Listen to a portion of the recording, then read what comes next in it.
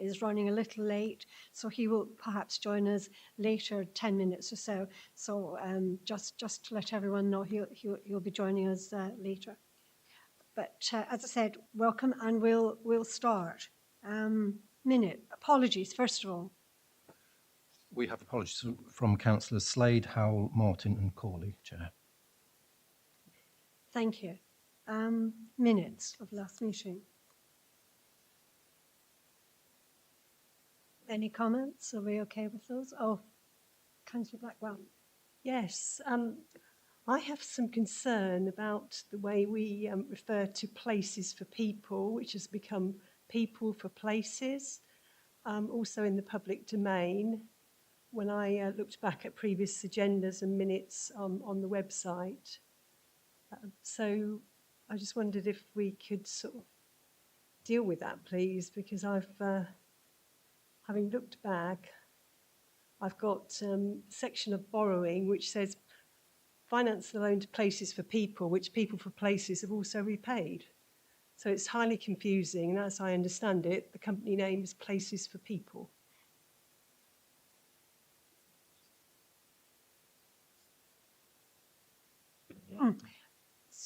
Is there a specific change you want, or is it just a general notification you've got on that? Councillor Blackwell? Well, at the moment, we're notifying two different company names. Okay. And as I understand it, there's one company. Okay. Thank you. I'm sure that we'll actually address that and have that corrected in minutes. Thank you. Are there any other comments? Okay.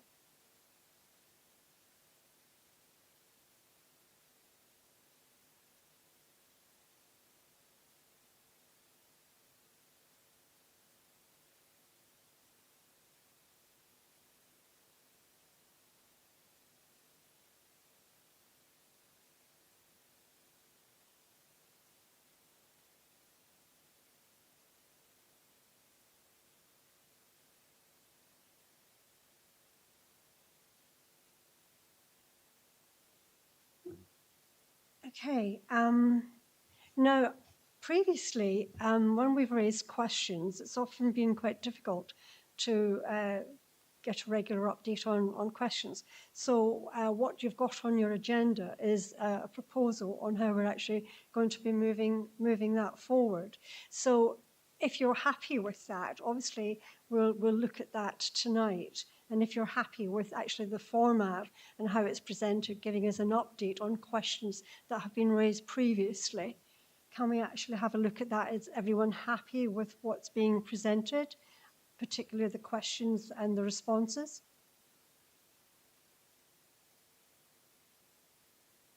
Councillor Gardner. I think it's a very good idea. So I'm quite happy to see that. Thank you, Chair. Excellent. It's a good audit trail. Any other questions, comments? Sorry, Chair. To Councillor Corney's question, which hadn't received a response about the tenancy strategy, and that's scheduled to come back to the meeting in May. So that's on the forward schedule, just to update on that item. Thank you. Good. So we're quite happy with that. That's lovely. Item 3, members' interests. Yes, I need to declare for a later item on the agenda that I'm an employee of Carter Jonas. Thank you, Blackwell. I think actually because of that you would actually have to be absent during the discussion later. Thank you. Are there any other member interests? Thank you. Item 4, notice of key executive decisions. Comments? No? Excellent. We're on to the agenda proper. So it's item 5, local development scheme.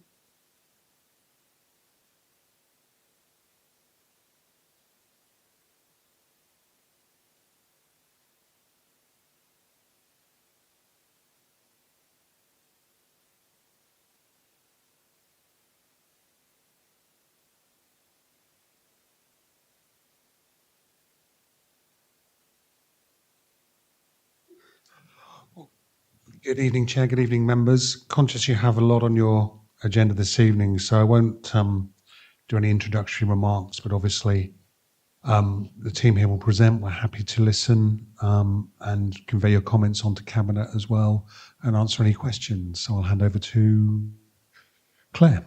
Hi, Jonathan. Hi.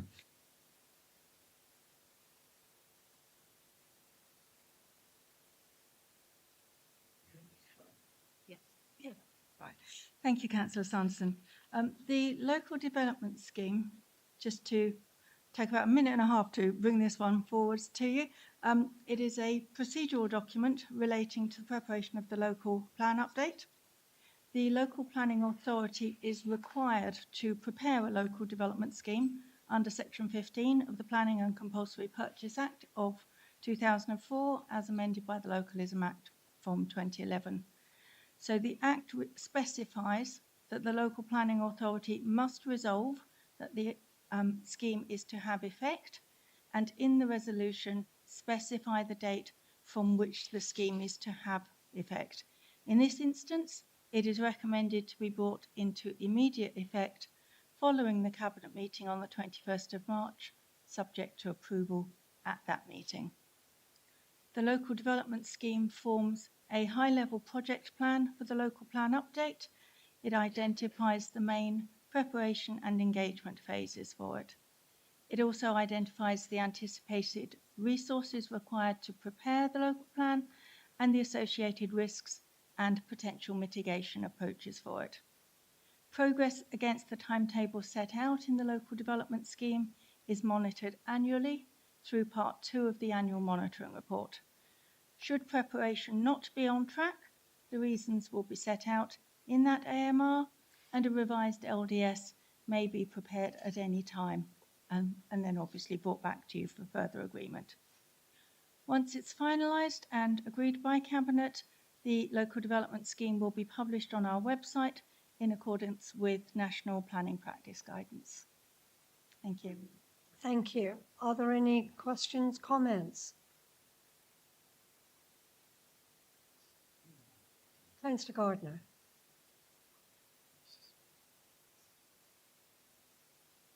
How you would be looking to communicate this scheme with parish councils. Would you be just expecting the parish council to go on HDC's website, or would you be informing them by email?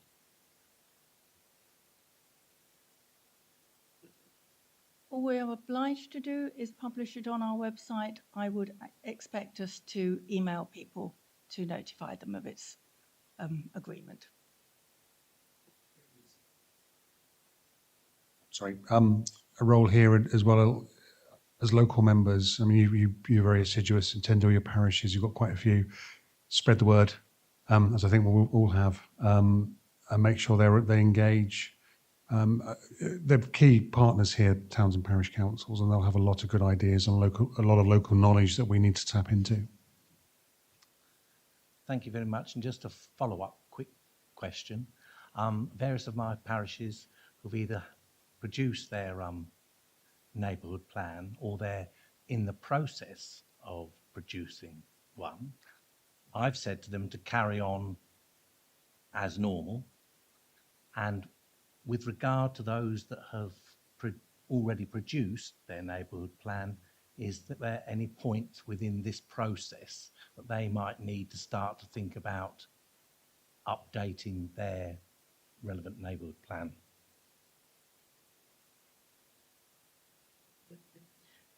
Whichever is the newest plan takes precedence if there is any conflict between strategic policies.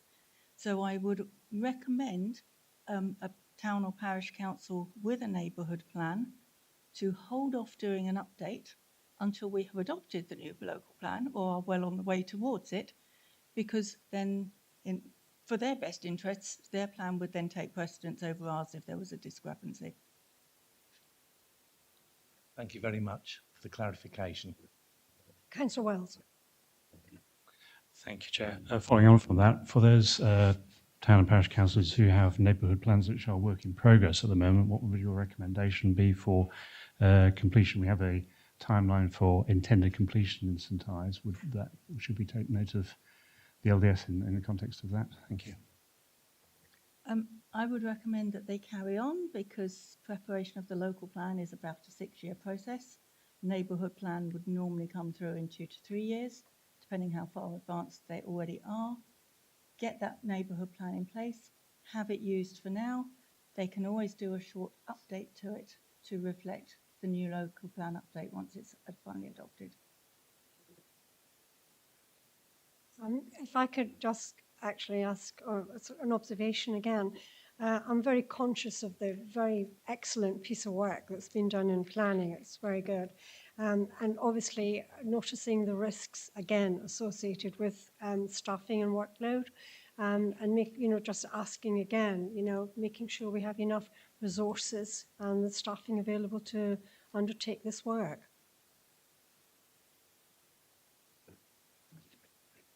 Thank you, Chair. Clearly, as we progress through the local plan, we will carefully monitor our resources for where we are now in the plan process. We feel confident that we do have the resources, but clearly, as we go through service planning and budget planning for this and future years, we will, of course, be considering our resource for the local plan. Thank you. Thank you, Clara. Excellent. Thank you. Any more questions, comments? Oh, Councillor. Thank you, Chair. Page 45 refers to an integrated water management plan focusing on flooding and high flood risk.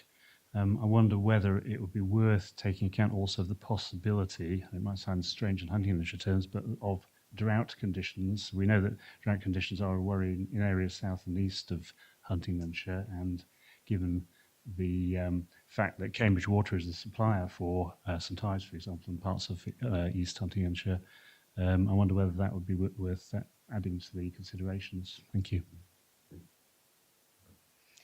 Yes, so the integrated water management studies is underway at the moment. It's looking at the first phase of a strategic level flood risk assessment and a water cycle study. There'll be a second phase later next year as well. It will be looking at an in-combination effect of flooding, of water, of drought, of supply, of capacity of wastewater treatment works. So all of those elements, including climate change, will be brought together to understand the wider picture of water resources and management and flood risk across the district. It also take into account any catchment-wide issues as well with regard to neighbourhood authorities, because obviously water and drought does not stay within our district. It has knock-on effects. Chair, if I could just come back to the point you made about resource. Of course, the council approved the budget last week. There was some investment in the planning team, which I think is important. Of course, we don't know. The national scene may change when embarking on this work. Government may throw something else at us, but we're progressing with this, I think, really well, and we're ready for the challenge. But obviously, there may be things that we're not aware of that will come up on the horizon. So. Yeah, who knows? But I think we've got a good investment and a really good team around us.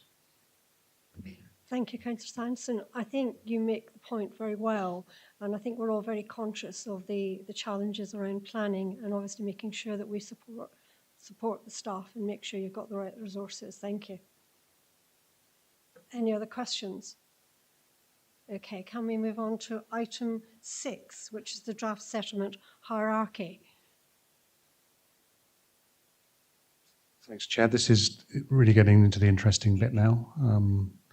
Yes, getting into where I think we'll hear we'll get a lot of activity, probably some debate this evening. So, Fran, you're going to be doing this one. Francis, thanks.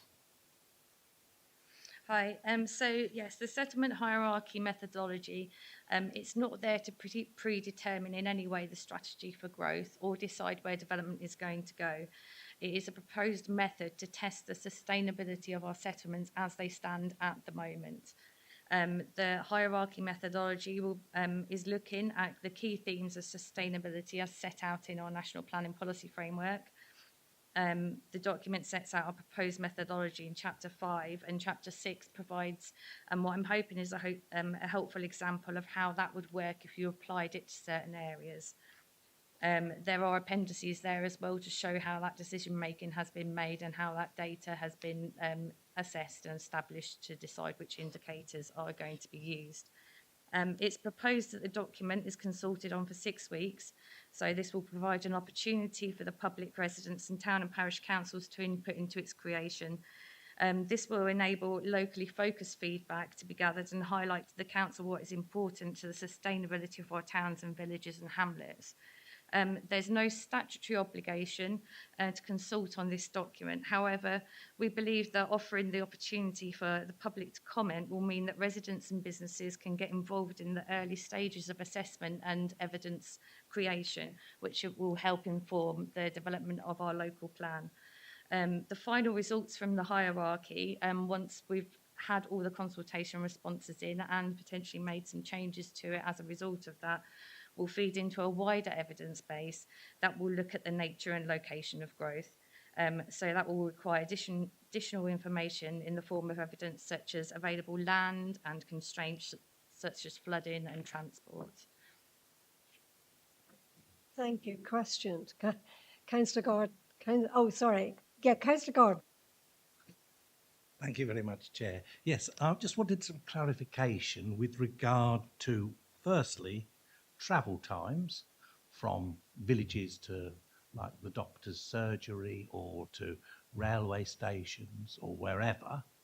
Are they taken at peak travel times, or is it just an average over a period? Then with regard to GP surgeries, if you live in a village like mine, even though your surgery is Buckton, because it is shared with Little Paxton, you could find you are directed to Little Paxton, which is further away than Buckton. So how do you then put that into your strategy? And then with regard to bus services, as the final one, I note that you do not include Dew's coaches on the list of operators, but they are now the operator of quite a few services locally, especially in the villages I represent. And of course, you don't mention the Ting service either. So I just wondered your thoughts on those, please. Thank you. Okay, so in terms of GP surgeries, we've worked on the Department for Transport in work, which shows specified times which are what's the word I'm looking for? Acceptable for people to be able to travel a certain amount of distance. Obviously, we haven't put peak travel times from what I recall in the GP surgeries because not everybody goes to the GP surgery in peak times. With regard to like travel to towns or if it's to do with employment, then yes, we will be using peak time travel assessments. With regards to being directed to other surgeries, we can't confirm that everybody will be able to go to one specific surgery, but the idea is that if you have a surgery there and it's in your area, then we can count that as something that is a service to people. If you don't have one, then we're looking at how far it is for you to get to the next one. So it's a kind of two-stage approach there to see how people can get there. So if they don't have that, are they within a reasonable distance then to get somewhere else? And then there's a cut-off point based on the journey time statistics from the Department for Transport to say, no, this isn't really acceptable, so it's not a sustainable area. Obviously, the GP surgeries and the integrated care network, that means that the way GP and health services are being provided is changing all the time. And as it goes on, you know, these may change and we may have to take that into account. With regard to the bus services, we haven't looked at specific bus services. What we have used is an assessment of the frequency of services instead, based on a reliable source that takes into account a lot of different data from, I think it's the carbon calculator. So we're looking there at frequency of services, not specific services. And as we can't guarantee at this moment that a Ting bus will still be there by the time we get to the end of our local plan. I don't think it's a very reasonable reason to keep it in there. Councillor Pickering. Thank you, Chair. I've got an observation to make before I come to my more substantive point, which is that the data that's been used for St Neots is really out of date. So Henlow Fish and Chip Shop closed 8 years ago in 2015. Beautiful Swagger closed its high street shop 4 years ago. Frankie and Benny's and Pound Stretch are both closed. Uri Restaurant is now Rose and Mango. So I've not done an exhaustive search, but these are just the ones I spotted in a in a casual reading of the report. And the report does acknowledge that the data, and I quote, has not been through a final quality checking process, but I think this kind of glaringly outdated material does detract from its credibility. But to my more substantive question, and this may just be my misunderstanding, but the methodology to me as a layman seems quite crude and doesn't take into account the size of the settlement or its population. So, for example, 5 GPs in St Neots scores 20 points, which is the highest possible score. But based on experience, I'd suggest that the number of GPs in St Neots is currently woefully inadequate. Whereas one surgery in a settlement, for example, the size of Great Staunton, is good coverage for that area, but that would only score 12 points. So if the whole point of this is to determine the sustainability of a settlement and whether it can support growth, then surely the measure needs to take into account whether the facilities are adequate to support the existing population, let alone support further growth. And on the broader point, whilst of course I welcome the opportunity to influence what we can at a local level, I don't understand why we're needing to invent our own methodology for doing this. Surely there are well-researched and scientifically backed methods that already exist. And if this is the already universally accepted way of doing it, then why do we need a 100-page report to say so?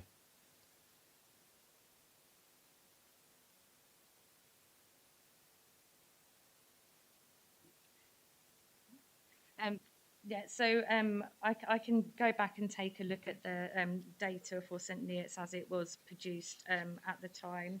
Or the process, obviously, I have said that has not been quality checked at the moment, and the idea is that when we get to that stage where we've gathered that data, we're hoping that the parish and town councils will work with us to provide that extra layer of quality check-in. Yes, we haven't included the size of the settlement or in relation to the population, because at this moment, at the time of the creation of the settlement hierarchy, we didn't have any up-to-date figures from the census. But if that is something that comes out very strongly in the consultation responses, then that is something that we can look at. Can I just follow up on that? I actually agree with Councillor Pickering. If we're using the data, when are we going to get more up-to-date data to actually inform the modelling? So some of it will be available now. Some of it will only be available at parish level, though. The problem that we may have in terms of Huntingdonshire is that parish level may include 1 or 2 different settlements or a separate hamlet. So taking that parish-wide figure for population could distort the number of people who are living in a particular place, especially if you look at some of those closely related hamlets, like maybe you take into account like Toseland or Yellin, who are very, very close together. That figure would be a total figure for both of those areas. Councillor Corney. Thank you, Chair. Oh, sorry. Sorry, did you want to respond? Yeah, so I think what I was really trying to get to was trying to get some sense of what sort of numbers of population these facilities are already serving. So I don't think we necessarily need to have exact, up-to-date census figures, but it's more just trying to get a sense of, what existing population are these facilities already serving. But then my last question was just then about whether whether there's a reason why we're having to sort of invent this methodology for ourselves when surely every district council around the country is required to do this. So is there not already an accepted methodology for doing this? Thank you, Councillor Pickering. When it comes to the infrastructure providers and their services, the whole point of this consultation as well is to get that feedback from the population, from residents, from businesses. So we can use that as a platform to engage with our infrastructure providers. The example being that the size of a doctor's surgery in, to use your example, Great Stoughton, may not be the size of a single doctor's surgery in St. Neots, nor the model of how they work. So there is more data to be explored on this front. But of course, the whole purpose of this exercise is really to tease that feedback out from people. And we're under no illusion that infrastructure will be a critical question that will emerge as we go through this process. But it's giving us that helpful data to engage with our infrastructure providers to think about how we plan for that growth beyond just housing and jobs. Turning to the point about methodology, there isn't a one-size-fits-all in terms of the methodology. The point is that we develop a methodology that we feel that can be robustly scrutinised by an independent planning inspector, but recognising that when that time comes, we'll be sitting in a room like this with a number of developers and growth providers certainly looking to present their case. So the whole purpose here really, again, with the methodologies, we want to hear questions like this. We want people to bring the challenge at this point as well. And of course, then we will absorb that, we'll consider that, and of course that will then be reflected in the final position we adopt. No doubt, hopefully that will be communicated again through our portfolio holder, through the political channels, and of course back to our towns and parishes. Thank you, Clara. Councillor Scrutiny. Yeah, thank you, Chair. So we're going to be relying heavily on our parish and town councils here, aren't we? And I think from what I've seen and heard, sort of 6 weeks, did we say? We're going to we're going to be giving them. Well, I've got some parishes that don't meet 6 weeks, so I think it's quite a. I think even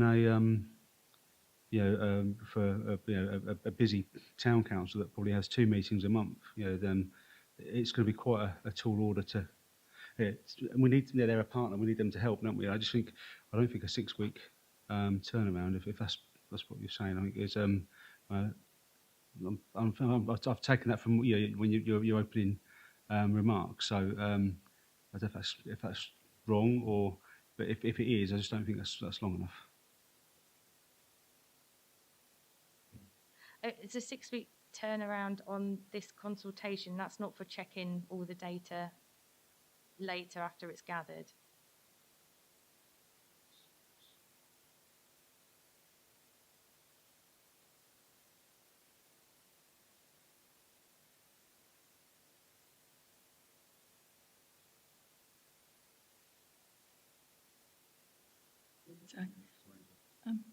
Sorry, if I'm struggling to hear.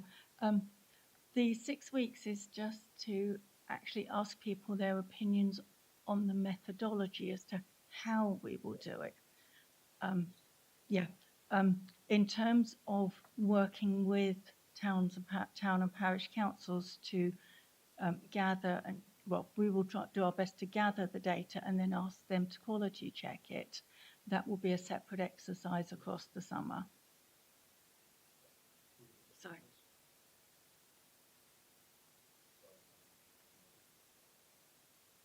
No, I think that's my point though. So we're going to be asking them to comment on the methodology.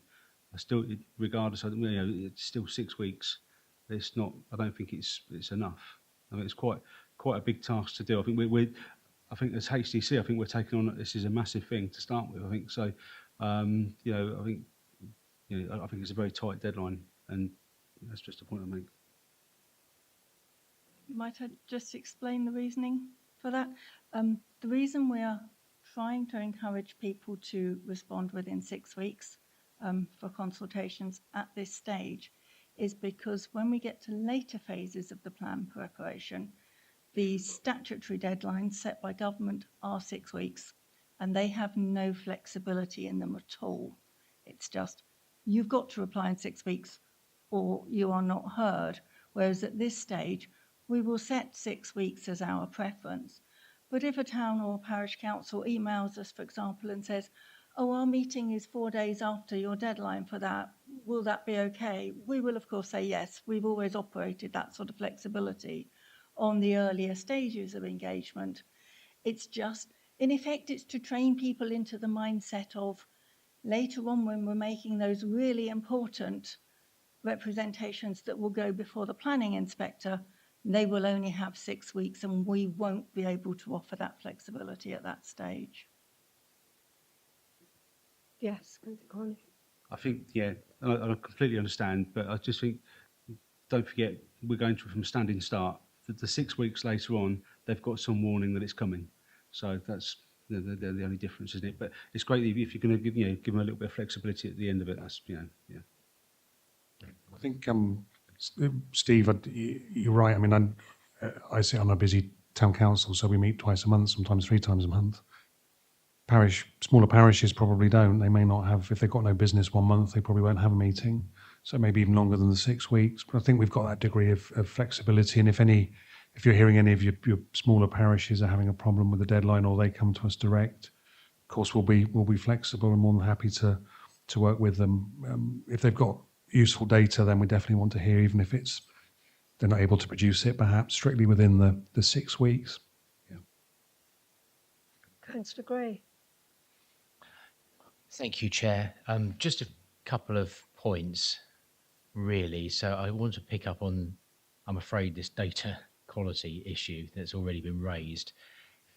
Can I just be clear? Has it essentially just been rolled over from when we did this previously, or has work been undertaken to do it? I wasn't clear as to whether or not we're in the middle of doing it.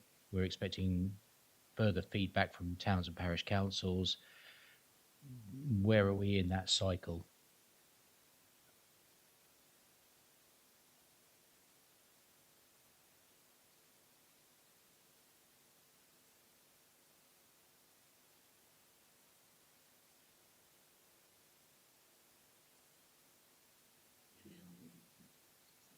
Okay, no, the data wasn't rolled over from before because the previous settlement hierarchy just looked at some very basic factors.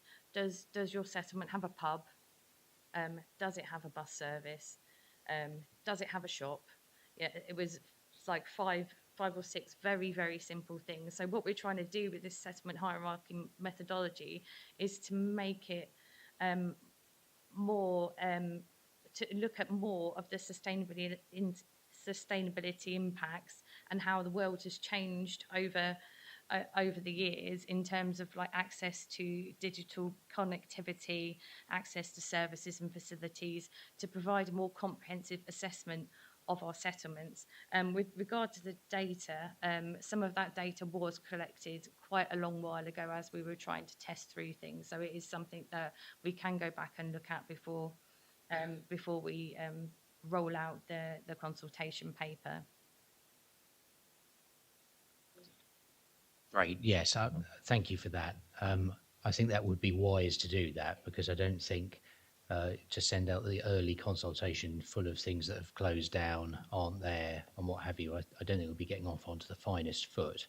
And I suspect it would detract from the important aspect of this, which is it's a more detailed assessment than we had previously. So in terms of the methodology, Chair, I mean, I have no issue with it. It seemed to be very comprehensive. Some of the data things, I was interested that one of my villages is on there, Bythorn. You know, yes, you can get to the A14 in 3 minutes. Whether you can get onto the A14 from there is an entirely different question, which then does affect things like, for example, how quickly you can get to Thrapston to access your. So yes, in the middle of the night you could do that, but then during the day, some of these things do throw themselves open. I'm being a little facetious. One final question from me is really around. This is dealing with the existing settlement pattern as we know it. If somebody comes along and says, I want to build you a garden town or a new settlement, or there's a redundant area here where I can put a whole new settlement in here, is that just a completely separate piece of work altogether that has nothing to do with this?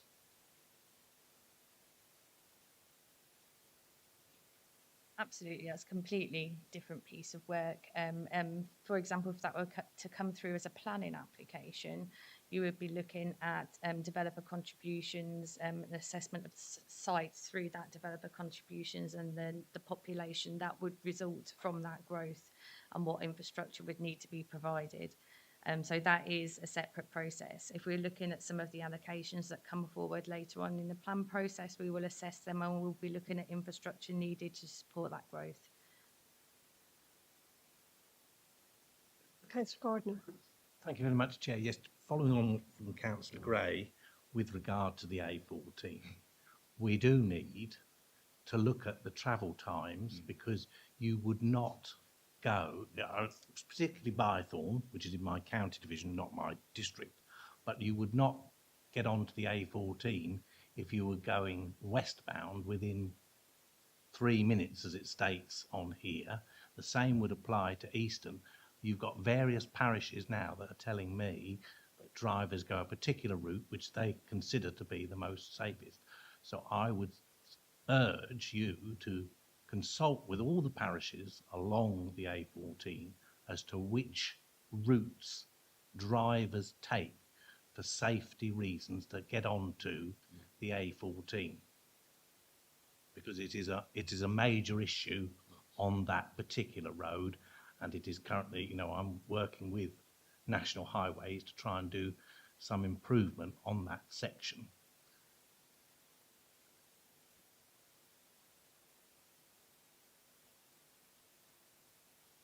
Any other comment? Oh, Councillor Pickering. Oh.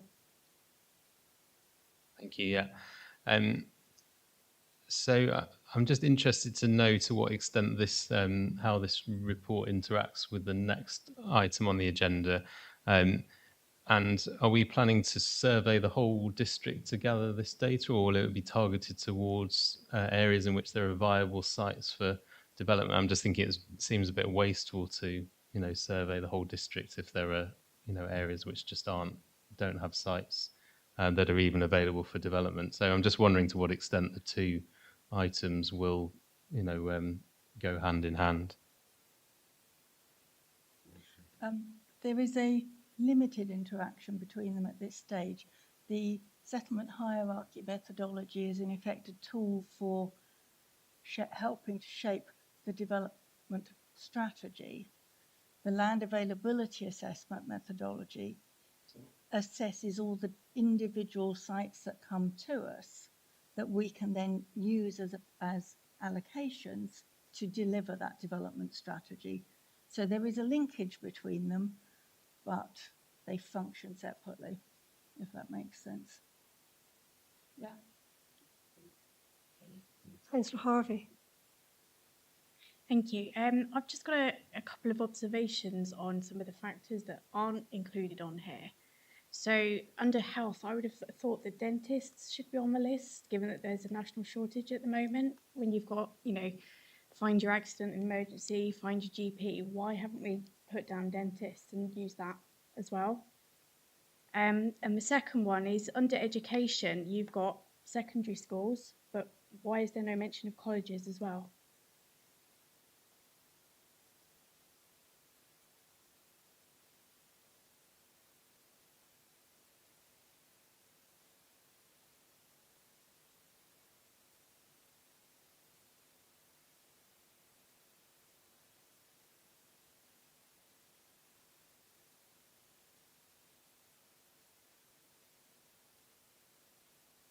I believe with regard to secondary schools, it may have included colleges as well, or would have been under. But I would have to double check that. Yeah. And no, I didn't include dentists because that wasn't included because it tends to be a charge with that. So that's sometimes there can be issues with people being able to access those because of financial reasons, whereas you should be able to go and get treatment for GPs and hospitals. Are there any other questions on this item? Okay, well, actually, in summing up, actually, we're asked to make recommendations to Cabinet. It seems like there's some more work that needs to be done, particularly perhaps on the methodology and the use of the data. So I think we would, well, I'd like a show of hands to see whether we recommend it, but with the caveats that we've actually outlined in terms of the data and methodologies used and just updating it generally. Can I show of hand? Thank you. And Chair, did you also want us just to check on Councillor Harvey's observations, just to make sure that we've got those we can check, I'm sure. And, oh, yes, sorry. Yeah. I thought you were raising your hand, Councillor Wells. Okay. The other issue, of course, which was raised by Councillor Corney, was the consultation period. I know that you're trying to get the 6 weeks to get everybody ready to the 6 weeks, but he makes a very valid point. And obviously, what you're saying is like it's almost like an exception to the rule. But you know, obviously, that would need to be put in on exceptional circumstances. So that would perhaps be a recommendation we'd want to actually be put forward as well. Is that you would agree? Might an alternative to maintain the sort of delivery schedule we've got to very promptly, following this meeting, perhaps tomorrow, to alert parishes to this information is forthcoming, to give them some advance notice, to your point, Councillor Corney, and to ask any that will have problems because of that timetable to get back in touch rather than delaying the whole process?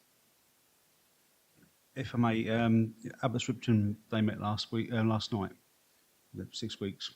They won't meet again now for 6 weeks. So that's my that's my point is that and that's just one that I could reel off. Councillor Gardner. I was just going to say, Albury Western are in the same situation. They met on Monday night. They don't now meet for another 6 weeks. So by the time that comes round, the process will have finished or very near. I think the point's well made, and as long as we take those recommendations, we've already had a show of hands on that. Are there any other comments? Clarified, Chair. Yeah, yeah. Come on. So it'll be 6 weeks from the end of the Cabinet meeting. So it won't actually start. The clock won't start from tomorrow morning. But I think it's a good idea that, plus the call-in period. But I think it's as Mr. Morley just said, I think it's a good idea to alert our parish council colleagues this is coming down the pike. Is Jeff Richardson still the chair of Abbotts Ripton? I know him quite well. Yes, I'm sure he'll be very interested in this. And yeah, absolutely. Let's make them aware and start sharing the info. And they probably will be interested in reading some of the reports before us tonight. So yeah. I've just been advised that there's 3 weeks to the Cabinet meeting. Plus the call-in. Yes, plus the call-in period. Notified tomorrow.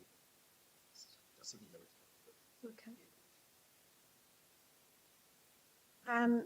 If we're finished with that item, we can go on to item 7, which is land availability assessment.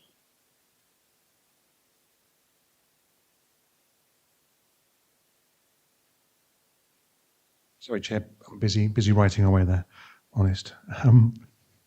Brilliant. I think for this one, we're going to it'd be 29th of March. That will start, yeah.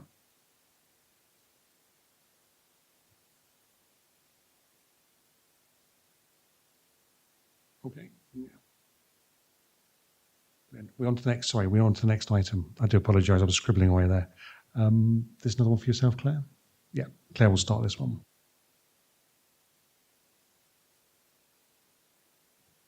Getting to press these. This is the draft land availability assessment methodology. So this is another of our technical methodologies that we would like to use. Again, we're not legally required to consult on the methodology, but we would like to do so. So the purpose of the methodology is to assess sites that are put forward for potential allocation within the local plan update. paragraph 68 of the NPPF requires us to have a clear understanding of the land available for housing in our area through a study using a methodology such as this, and this one is very closely based on the national methodology rather than us having to come up with our own. We would propose to extend the assessment to other potential land uses to ensure a consistent approach as far as possible. So in terms of the reasons that we would like to consult on it, there's three main ones. Firstly, because we think it will provide opportunities for local residents, communities, landowners and developers to shape how sites might be assessed. This will also include the opportunity to comment on how future site assessments are presented so that people get the chance to see what an assessment might look like when they're looking at them as options next year, to comment on whether they think they will understand the format that it would come out in then. Hopefully, consultation will provide reassurance that we will have and use a clear and transparent methodology that will promote equitable and consistent site assessments. And then the third reason is to try to minimise the risk of conflict at the local plan examination on the approach taken to site assessments. This is particularly targeted at having provided landowners, planning agents and developers with the opportunity to express their opinions on how their sites will be considered and have their concerns taken into account prior to any sites being assessed, so that when they try to put those objections in front of the planning inspector, we can say, well, actually, they've already had this opportunity to make those comments, and we've taken those into account in coming up with the final one to reduce their likelihood of success on those grounds. Again, we are proposing 6 weeks because it's, again, just a technical methodology. It will align that way with the settlement hierarchy methodology consultation period to try and minimise confusion over end dates, because I acknowledge we are bringing 4 reports to you this evening, 3 of which are out for consultation. And just for clarity, the last one is actually proposed for a 10-week consultation because it is something where there's far more need to get that message out there and give people time to respond. So this one we are hoping for 6 weeks because it's much more technical. It's, do you agree with this or do you not agree with it? If you don't agree, how do you think we should do it instead? Rather than people having to gather a lot of data of their own. Thank you. Comments? Anyone? Councillor Gray. I'm painfully aware of the fact that I've wriggled out of really commenting through scrutiny on the last 2 iterations of this by virtue of focusing on other things. So anyway, a couple of quick questions, because this is extremely detailed. I'm fairly confident that the kind of people that are going to be responding to this will know exactly what they're responding to.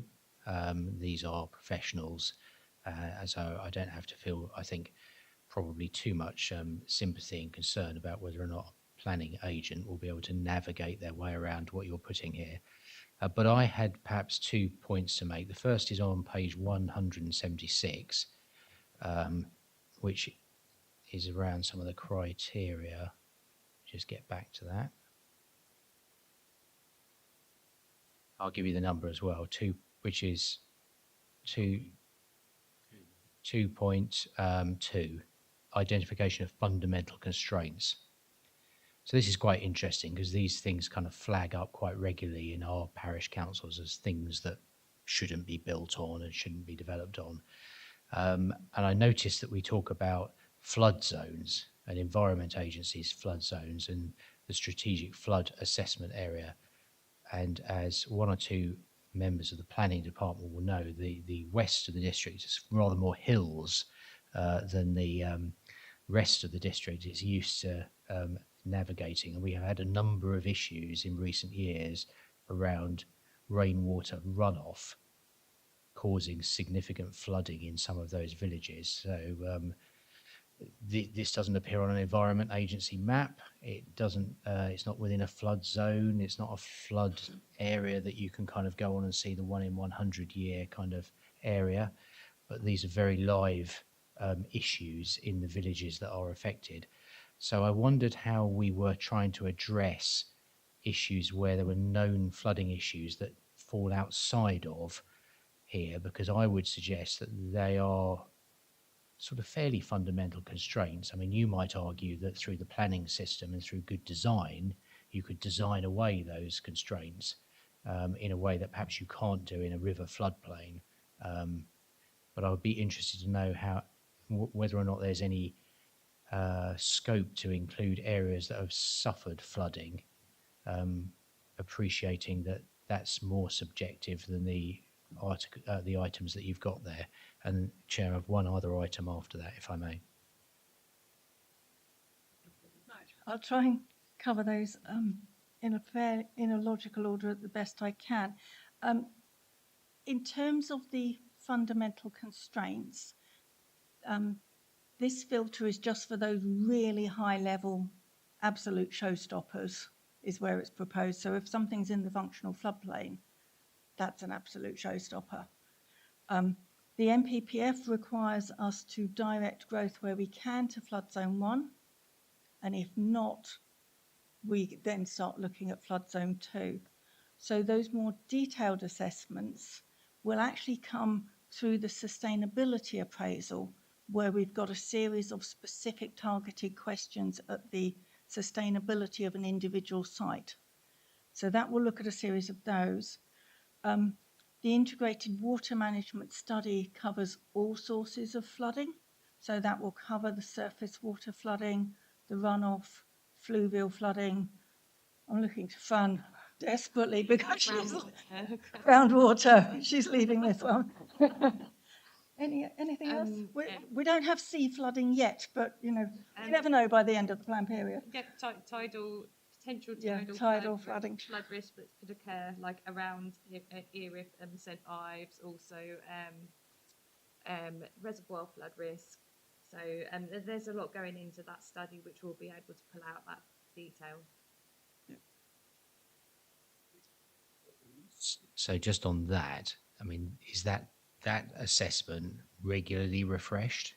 Because obviously some of the issues that we've got is that new housing developments are the ones that are causing the additional flooding in the areas that I'm at. So it's great if it's something that's just kind of a document that someone dusts down every sort of 10 years or something. That might not be quite as much use. Sorry for nicking an extra question in there, Chair. So the last one was conducted in 2017, and we've already commenced the next study. That's going to take a couple of years. What was the second part of that question?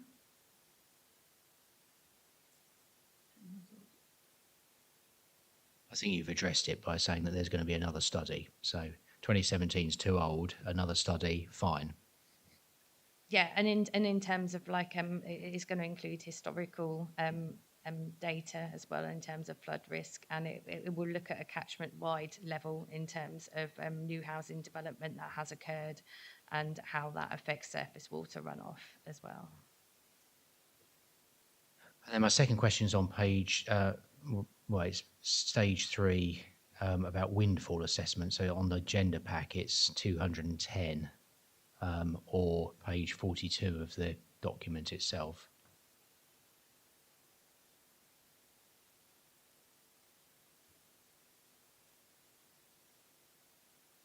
So this always creates a little bit of frisson of excitement, windfall development, particularly in the areas that I represent. And of course, the issue that I want to address here is how you're going to, we talk here about any allowance should be realistic, having regards, and this is 2.85, to strategic, the land availability assessment, historic windfall delivery rates and expected future trends. I'm curious as to how you how you evolve that over time. Because when I look at many of my villages, it seems to me, particularly in the last 5 or 6 years, an awful lot of infill windfall development has taken place, to the point that there isn't really very much left inside the villages that I represent, and you're then moving into a different realm, which is pushing the defined settlement limits that sit around the outside of that. So I'm curious as to how you're going to take that into account, or whether or not you feel that you're still going to be able to deliver windfall, because we're going to have a sort of relaxing, shall we say, of some of the ways that we perhaps looked at where settlement boundaries start and finish and where windfall starts and finishes.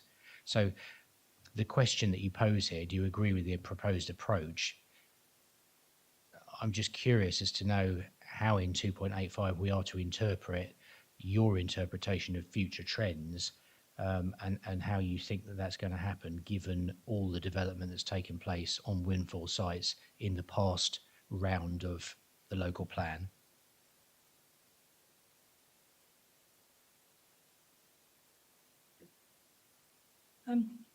Right, I'll try and start off on that one, and I think Clara's probably going to pick up on it. Obviously, through the annual monitoring report and in conjunction with the County Council, we monitor all housing development that takes place. The current local plan had a minimum threshold for sites of 10.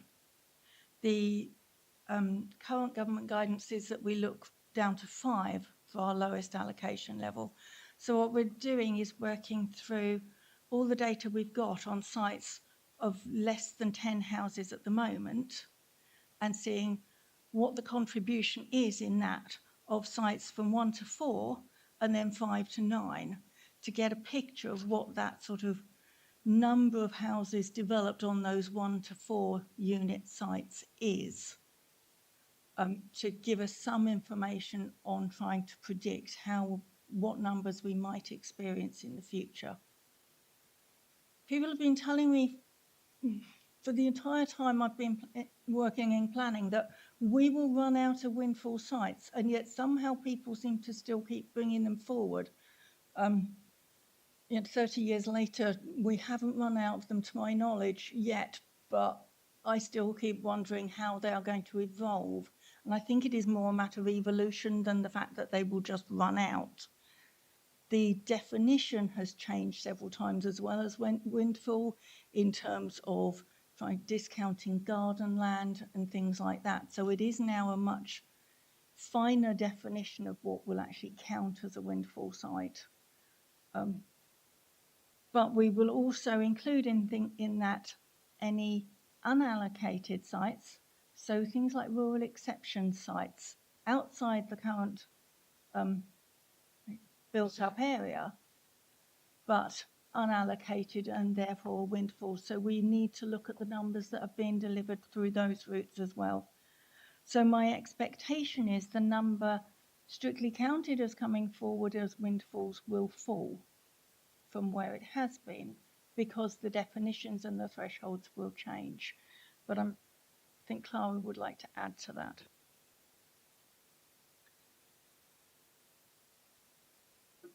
Flora, just as you're about to answer it, can I just probe again? Do you agree with the proposed approach to assessing it? And I hear what has been said, but it's difficult to see what the approach is, because it's just historic delivery rates and the expected future trends. And I mean, I suppose that is an approach, but it's just a rather open approach. Clara. Thank you. It is quite an open approach. And just to build on Claire touched on there, and just using the examples presented tonight, a lot of windfall that you will have experienced on the ground will not be as a result directly of plan making and allocating. It will be as a result of decision making, where the MPPF and other policies within the development plan support those developments. But as Claire has touched on tonight, that is changing in terms of how the government look at that. So what we do take on board is, if you feel that that's not amplified enough inside the document, perhaps we might need to explore that more. But essentially, if we go through the windfall assessment as it's set out, it is just by its very nature, for want of a better phrase, outside of the allocations, it's not pre-planned for. So you are right in that the trend that Claire has talked about that we're looking at, perhaps we might need to think about putting some words into the document around that. But just broadly speaking, it is, as you set out, that it is quite vague in its current form. But again, if we look at paragraph 2.87, for example, and look at that analysis, if we continue with that analysis, that's where the question would remain to the to yourselves and to those reading the document and to those who we'd expect to be corresponding on the document. Thank you, Clara. Councillor Wells. Thank you, Chair. This is probably just more an observation than a question, really, but I noticed in 2.10, the bullet list of types of sites that are going to be reviewed or in scope include the third point, recently refused or withdrawn planning applications, and it just occurs to me that there may be eyebrows raised as to why recently refused applications are in scope of the review. Thank you.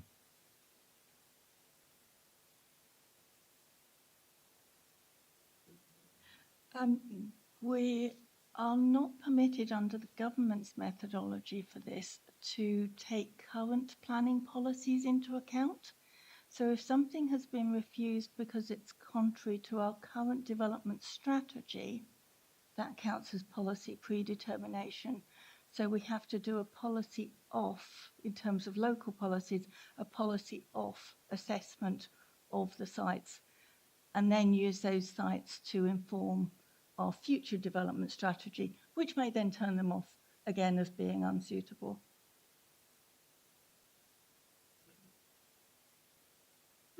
Thank you. Are there any other questions or observation on this paper? Okay, I think it's fairly technical methodology that we're actually putting forward. Some comments about possible changes that Councillor Gray has raised. Perhaps we can take that into account in the next or with the next iteration. Are there any other comments that we'd like to see or changes on that paper? Or can I have a show of hands that we're happy to make that recommendation to Cabinet? Thank you. Thank you. Can we move on to the next item? Item 8, call for sites. Thank you, Chair. This is where it does get very interesting, because I think this will be where we get the most feedback on. As the summary says, it presents a call for sites. There's a form that will provide landowners, developers, agents, individuals and other interested parties with the opportunity to suggest sites for a wide variety of uses. And I expect, we'll get a lot of messages from people calling for sites, and probably some others saying they don't want them there, but I'll let Claire take you through. Right, so the last of the local plan papers for tonight relates to the call for sites. Obviously, it is strongly interconnected with the previous item, as it will be the sites that are put forward through the proposed call for sites that are actually assessed using the finalised methodology for the land availability assessment. We have created a form to help people put forward their sites and to help officers receive all the information necessary to carry out the site assessments efficiently without having to chase site promoters for additional details. Hence, what we're seeking tonight is agreement firstly to the structure of the call for sites in terms of the information to be gathered. I should point out that the vast majority of people proposing a site for development will never see the long form in the format in which it is appended to your reports, which I'm sure you'll be glad to hear on their behalf. The call for sites will primarily be done online, So where, for example, you're seeing a 3-page list of parishes to choose from in terms of a site address, people completing the form will simply see a drop-down box and then just go and pick the one that's relevant to them. As with the land availability assessment methodology, the approach is one of promoting consistency and equity to ensure that everyone putting forward a potential site allocation knows what is required of them to give their site an equal opportunity of being considered. Whether it's a local landowner putting forward a redevelopment site for 8 new homes or a large consortium promoting a whole new settlement. It's acknowledged that we hope to ask for significantly more details than during the call for sites on the current local plan when we did those in 2012, 13 and 17. This reflects the experience gained from those processes, basically, particularly around issues such as land ownership, control, legal restrictions, and proposed delivery. Again, it's to try to minimise risk with potential allocations at the future examination, so that we're not faced with challenges of sites being undeliverable for technical reasons that had not previously been identified. The second recommendation before you tonight, it relates to the engagement period for the call for sites. This is requested to be 10 weeks. That's to maximise the opportunities for raising awareness about the opportunity to put sites forward, primarily to help the message reach local landowners and communities, as well as the developers and large landowners who are frankly already geared up for the process and have been chasing us, I would say for months, but more like the last year. Particularly now that we're required to try to find 10% of our housing on sites of less than a hectare, it's those smaller local landowners who are less familiar with this process that we need to work particularly hard to get the message across to. And the consistency of having a clear, structured format like this means that they get an equal shot at putting their sites forward and knowing what's required for them. And the 10 weeks will help them firstly to hear about it, and secondly to understand and gather the information that's required from them. We are working closely with communications colleagues to promote the opportunity through a range of ways to maximise awareness. Ultimately, it's in our best interests because what we hope to achieve is a good choice of potential site allocations to give us flexibility in the development strategy that we wish the local plan update to take. Thank you for the update. Can I have any questions? Councillor Gardner? Thank you very much, Chair. Yes, with regard to the call for sites, how would a parish council or the EA or whoever, could they apply for a site for flood mitigation measures? I'm thinking particularly in my division. If, say, that is then put forward, for argument's sake, but then you get a developer saying, oh no, well, I'd like to put 20 houses on there. How as the local authority, how are we going to then determine which is the better scheme for that plot of land?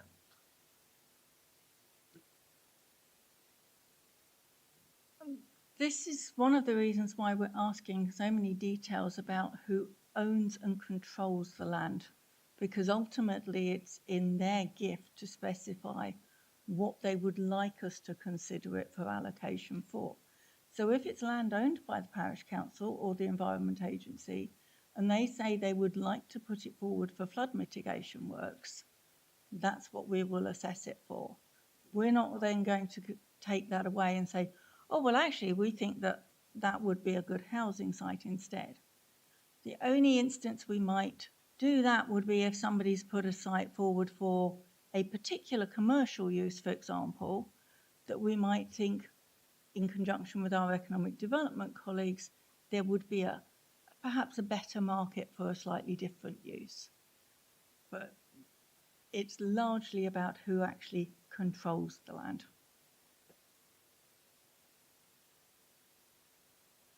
Sorry, Councillor Blackwell. Thank you, Chair. Okay, my first question is practically wise, obviously with the other agenda items mentioned, the 10 weeks, the 3,400 names on the portal. I'm just asking how we are resourced to manage and ensure that accurate data is recorded.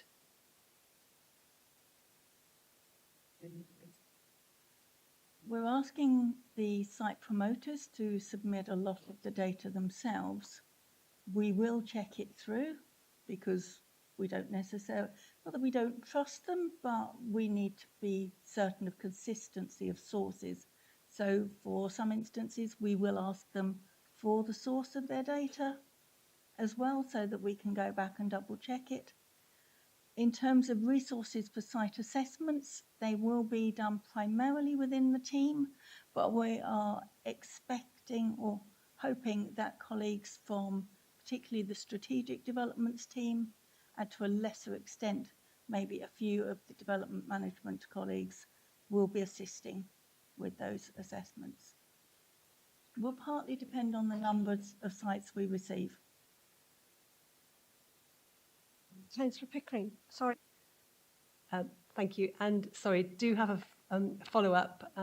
Obviously, you asked for comments on the form. Initial read, I did find it quite onerous, to be quite honest. And if I had a medium site plus, I would be reaching out to the land buyers at the major developers and who will be hungry for sites and probably would want just a fraction of that information. The address, will come and meet you, we're on site, let's get the ball rolling. So I feel that there needs to be a lot more engagement here. You're asking for, you know, Joe Public going on to the smaller side, you're asking for smaller landowners, less than a hectare, you know, their large garden, their orchard, to work through this minefield, to create an account, you know, ask for all this information, whether they probably need support or they need to pay somebody £100 or agent or something to move this on. So initial read was, I'm sorry, this was far too lengthy. You know, to have it, even if you know, if you own a site, you're probably not going to know the precise dimensions without hunting out the deeds and etc.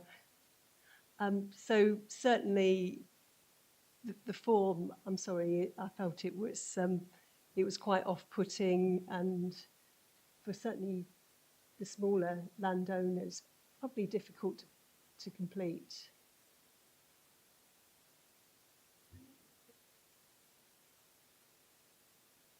So I do appreciate it. It does look lengthy. It looks a lot worse on paper than it does on screen. We've made it where possible tick boxes for a lot of things. So where somebody owns a site and is in their single family ownership, for example, they've literally got to tick one box to tell us that. There are don't know boxes for quite a few for some of the options. So if they just don't know, they can tick that. And if we need to take the site forward or explore it some more, we can do that. The second appendix with this one is a set of guidance notes.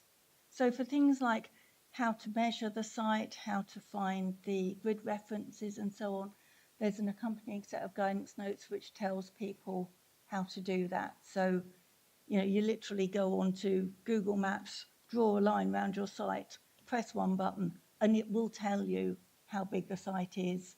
And if you click in the middle of it, it will give you the grid reference of it. So things like that.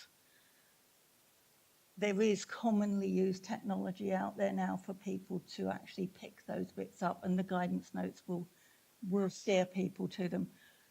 The fields are rarely mandatory, so if people do just leave them back blank, then we'll pick them up where we need to. Thank you, Claire. That's a good point, but I think when you're presented with this form, you actually expect that you have to complete it in full, and now you're saying you can leave gaps and still submit it, and it works. I'm just sorry. I'm sorry. You know, you're calling for sites. You know, we need them, and the form is just too wieldy. You know, it's uninviting, and you particularly refer to your smaller landowners that you want to grab in and gauge their interest. I think they're going to be put off. I'm sorry. Clara. Thank you, Chair. I think just as we take a step back for a moment and look at this, there'll be a lot of land presented to us across the district. We're talking about land to be allocated, so we're talking potentially above 5 homes, and that is going to be quite a critical, I'll call it a business decision on their part. So to a certain extent, I do feel this dovetails into the previous question about one of resources, and clearly this is where there is an opportunity for those who wish to promote land to think about whether they can do it themselves or whether they do need to engage the services of a professional to guide them through the process. Notwithstanding, obviously, that it's been pointed out tonight that the form before you won't necessarily be the form that they see because of the drop-down options and that.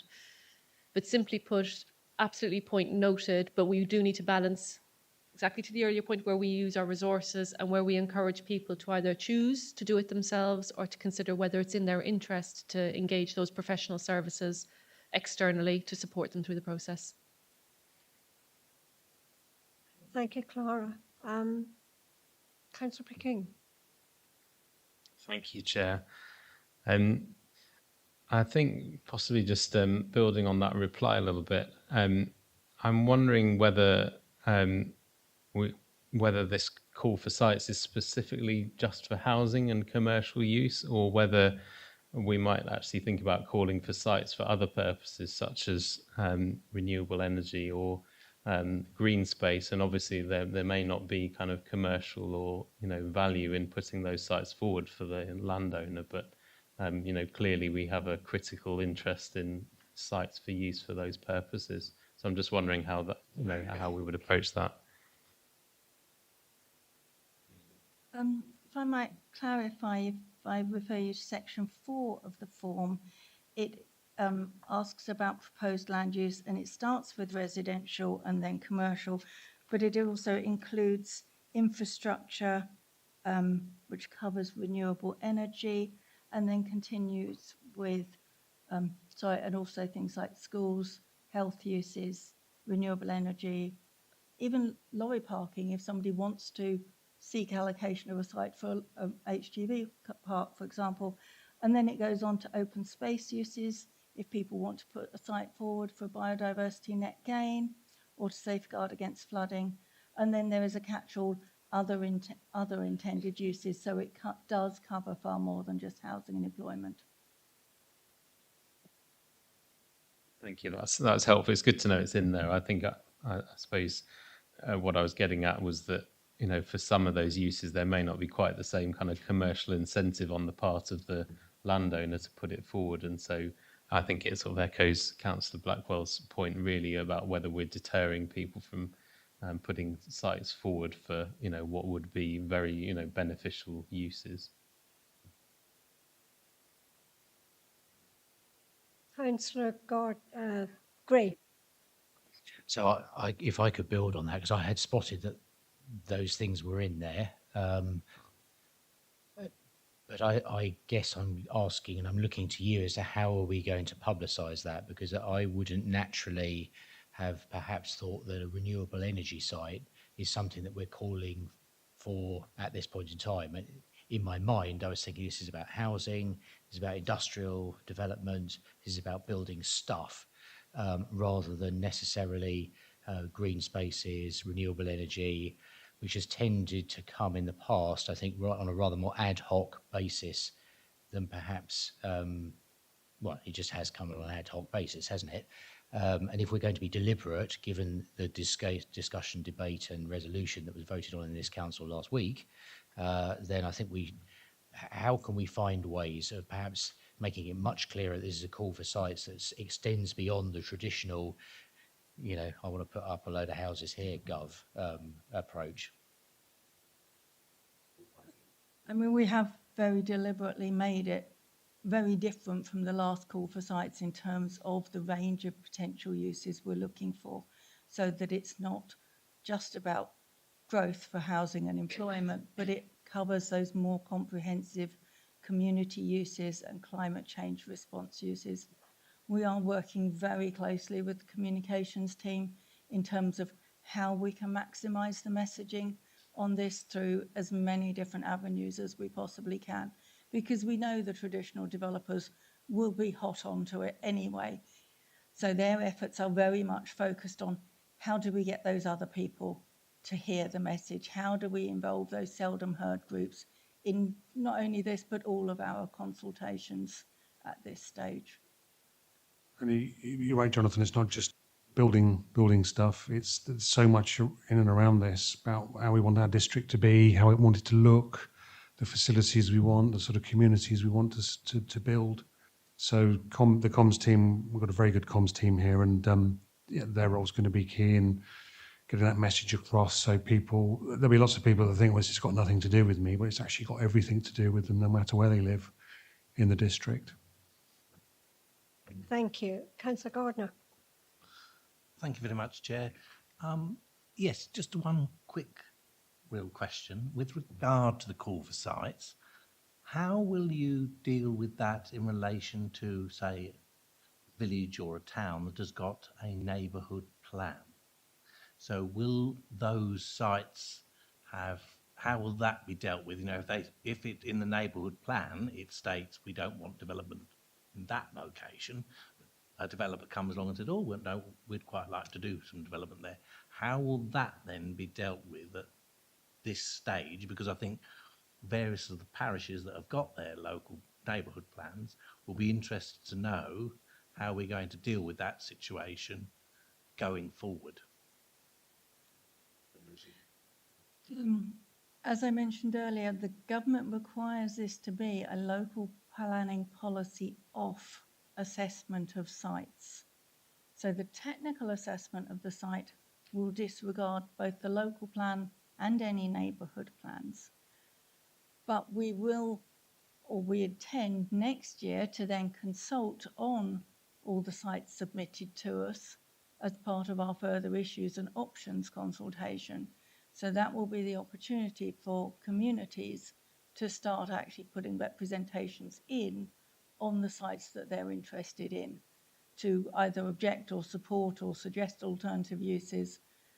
And that would include parishes with neighbourhood plans, you know, would have every opportunity at that stage to say, this does not concur with our neighbourhood plan, or potentially to see a site that they think, actually that might benefit us but wasn't available to us before, and support it and then do a future revision to a neighbourhood plan. So it could work both ways for them. Thank you for the clarification. Are there any further comments, questions on this paper? So we're asked to make a recommendation to Cabinet on this. I would say that the structures seems to be fine, and we would agree with that. I think there's some issues that have been raised in terms of communication and the usability, perhaps, of the form from a smaller user's perspective. Whether we can do anything about improving that, I'd need to leave that to Clara and yourself to deal with that. So other than that, about the emphasis on the communication and helping smaller developers, we're happy. Are we all happy to actually support this to Cabinet? Can I have a show of hands, please? No? Okay. Any objections?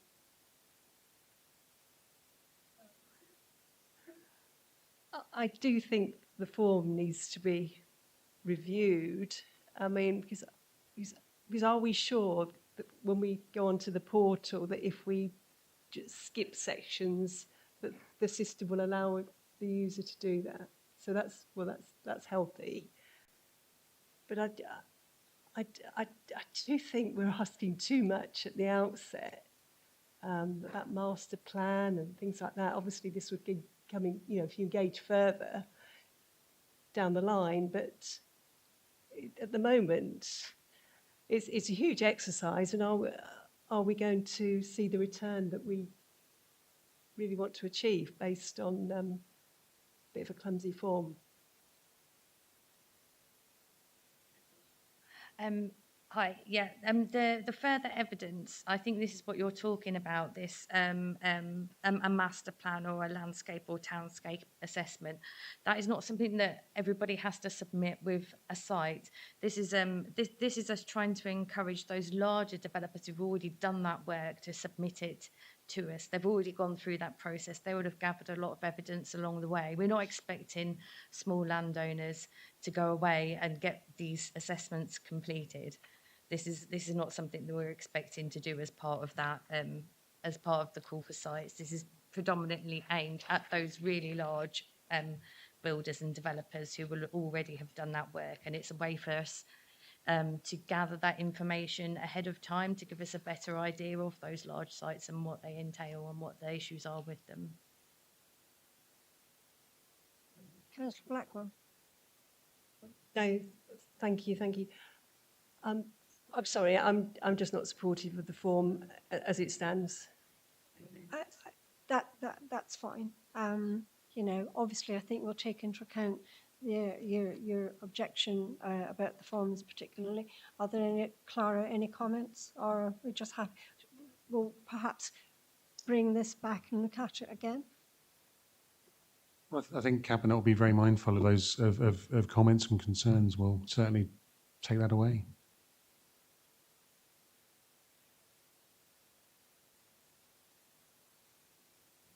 Okay, lovely. Well, thank you for that. The comments have been will be put forward with Cabinet and with the report. Thank you. Thank you for that. Okay. Move on to the next item.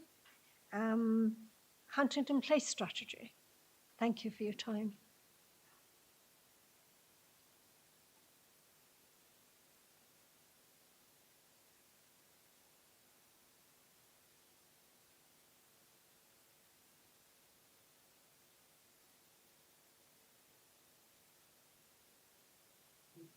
Good evening.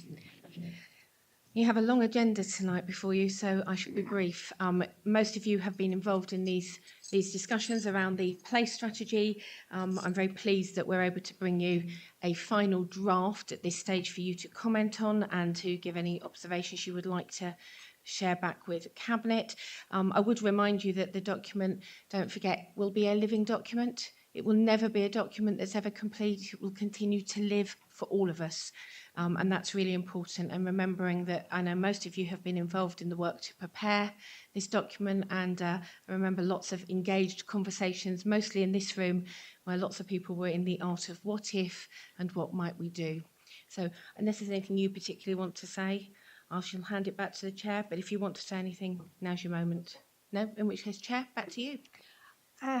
Questions, comments from the floor? Oh, Councillor Gardner. Thank you very much, Chair. Yes, it's a very good document. I'm pleased to see that you are going to consult with the rural areas later this year, because I'm looking at the actual document. I really do not think that consulting with people sitting on park benches is getting an accurate record of what people in Huntingdonshire are actually concerned about.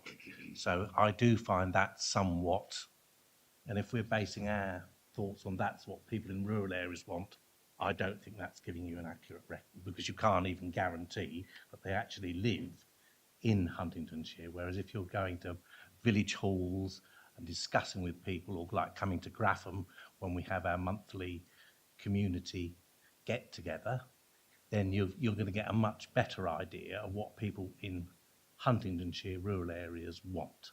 So I am pleased to see that, but you know, that's my main comment with regard to that. And then finally, with regard to the Ting bus service, I would just add that with regard to that, when the Mayor first set up the Ting bus service, because it covered the majority of my county division, he very kindly got me and arranged with myself and Stagecoach. We took those buses round to virtually every village I represent in West Hunts to explain to people how the Ting service would operate within the rural area. When the Ting service changed from Stagecoach to Vector, no such offer was made to those parishes where I could get that bus and the company out to explain how their new apps, what have you, would work. And I think that is where the situation with regard to the Ting bus has fallen down going forward, because people are now in my area, and Councillor Gray will agree, is the, well, I would hope, is people have lost somewhat confidence in the particular service. So yes, thank you very much for your first point there. I thought it might be helpful just to give a really brief summary in terms of what's changed since the last time that this item was presented on the 4th of January. And that being that the key directions version of the strategy which was presented at that particular session was socialised greatly across the district. So we circulated that amongst over 170 stakeholders locally, relationships that have been cultivated over the last 6 to 9 months or so. They represent over 70 organisations across our area, including public sector colleagues, police and health, our town and parish colleagues, schools and colleges, and the voluntary sector, and of course key contacts across the business community. But leading to your point around residents, we also conducted a number of further rounds of residents' engagement around the 3rd week of January, both in an online and offline forum, going to a variety of different areas of the district, such as Alchemy Weald and Loves Farm, but also to some of our secondary schools. So we recorded a further 258 conversations with residents ranging from the ages of 11 to 94. So just within a fairly short space of time since this last outing, hopefully some useful additions to add to the information that you already received. And if I may, Chair, just Councillor Gardner, you'll be pleased to know that it's a regular comment in your honour. Whenever we discuss a policy, we kind of go, and Ian will remind us about the rural element and have we thought that through. And so please understand, we have been. This is a continuing dialogue. You know, we can't possibly have spoken to everybody, no matter how hard we've tried and the reach we've tried. It's an ongoing conversation, and I would particularly continue to encourage those of you who represent rural communities to keep working with us to make sure that those voices are being heard and understood. With regards to the Ting bus service, I shall take that back to the combined authority and feed that back in, and make sure that you also have the contact direct so that you can raise issues if there are ongoing challenges around that service. But I think you make a good point, and I would hope that we were able to address that. Thank you, Chair. Thank you for that, Councillor Conboy. Much appreciated. All I would add to that comment is what the officer has kindly said there. All the places that were talking to were in urban areas. You have not come out to the rural areas. We do need to see you out in the rural areas, and we do need to make that priority going forward, because we have spent a lot of time in the rural areas, in the urban areas, and we do need to make sure that we are looking at what a rural community wants, because the rural community is a large proportion of this district. I quite agree with you, Councillor Gardner. We continue to work hard to engage with all the parish councils across the district, particularly our rural ones. I was very pleased to be invited by a parish council to go and talk to them, as you well know, because you were there with me, which was, I have to say, incredibly encouraging about their enthusiasm and their new plans on the back of this discussion. But I will continue to do that, as will officers, as will other members, I'm sure, across the chamber. Any other comment? Oh, yes. Can I just come back quickly? And just with regard to the Ting bus service, I must thank Councillor Gray for getting Vector to come along to the Kimbolton annual parish meeting next week to discuss the service. So I look forward to hearing what they've got to say. Any other, Councillor Wells? Thank you, Chair. Just an observation on page 275, and I think it's probably differently expressed in the glossy itself, but on environment, we refer to encourage rewilding and biodiversity in public spaces. It kind of feels a little bit passive, you know. Surely the district council needs to take an active role as partner in terms of council land, of playing their own part in increasing the rewilding and the biodiversity within Huntingdonshire. Thank you. I'm happy to answer that. Thank you very much, Councillor Wells. We'll note that and take that away. One of our real challenges, as you know, is we've brought you a number of strategies thick and fast. Many of them are coming here tonight. I think the answer is we will go away and look at that and make sure that that commitment is as active a verb in this document as it is elsewhere. Thank you. Any other question? Councillor Gray. Thank you. I'm looking at the recommendation, Chair, on page 264. So we note the extensive engagement. I would endorse the comment that Councillor Gardner has made, and I think we had this conversation, you and I, across this table a couple of meetings ago about the extent to which that consultation has taken place. We're endorsing and committing, or rather Cabinet is endorsing and committing the ambitions and the outcomes set out in Huntingdonshire Futures. And then finally, you're going to recommend to Council the approval of Huntingdonshire Futures. So when I look through the document, and I quite like the way it's set out, and I don't, as you know, agree with all of the points that you put there and all the aspirations that you have there, but I like the way it's set out. I like the broad themes. I like the irony attached to the fact that nobody apparently identified with Huntingdonshire, but we're going to go with Huntingdonshire as a brand, which, you know, I personally am very happy with, because I think Huntingdonshire, I'm looking at Councillor Pitt because I'm conscious that Huntingdonshire is quite a, you know, do we raise a Huntingdonshire flag is a very live issue in some corners of the district. Anyway, moving swiftly on, we're going to recommend to the Council the approval of Huntingdonshire Futures. Now, I thought I heard you say that we're still consulting about this, because my reading of the document is that it still feels like there's an awful lot of, well, we could do this and we could do that and look at this place over here. And it feels as if it still feels like a work in progress rather than something that you're saying, well, I'm going to take this away and these are things we're going to do. Is there a tactical plan that sits behind this? Because that, I think, it needs almost as much interrogation really as the big picture that's sitting here. Because it still looks, if I'm going to be honest, a little vague. And if I could perhaps give an example of that. So if we were to turn to page 333, we talk about getting the public to shape the commons. Now, I have no idea what that actually means. What does shape the commons mean? We don't have any commons. And when we talk about the common realm, it's not language that I've ever heard anybody in any parish council I've ever been to use. So things like that confuse me a little bit. And if they confuse me, and I sort of have this as my enthusiastic hobby in the evenings, I'm kind of guessing that it might confuse our residents and our citizens. So perhaps some thoughts on that, Councillor Conboy. Thank you very much, Councillor Gray. It is work in progress in the sense that it will never be finished. So this is where we are at this point. This actually encapsulates the feedback we've had, but this is part of an ongoing journey. It's a 20 to 30 year vision.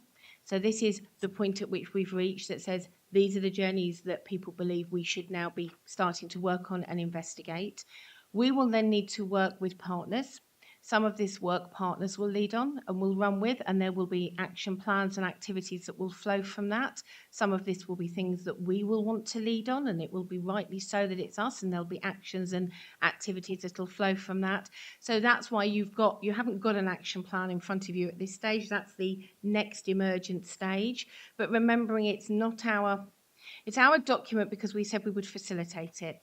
The actions don't entirely sit with us. We won't achieve these big aims and objectives if it's only us delivering them. We are an important part of that, but this is much bigger than any one organisation. So that will emerge. that's what's coming next in the discussions. I agree with you. Some of the language is still quite aspirational, and some of it we still need to be working through. But we, at each step, try to encapsulate the language that was also played back to us. So developing commons, my reading of that is it's around common public realm, it's around our shared spaces. We do still have some commons. They are few and far between. We happen to have some just across the bridge. I do know those particularly well. But yes, I take your point. But please be reassured, the activity which needs to follow is the actions that we need to take next. And that's the key bit in actually realising all of those things that people have said are important going forward. It will always be an ongoing discussion. A 20 to 30 year vision isn't something you write once and you put on a shelf. It has to remain live. It has to remain something we constantly come back to. So even anything we say we're going to do for this coming year, in a year's time, some of the world might have shifted again based on the last couple of years.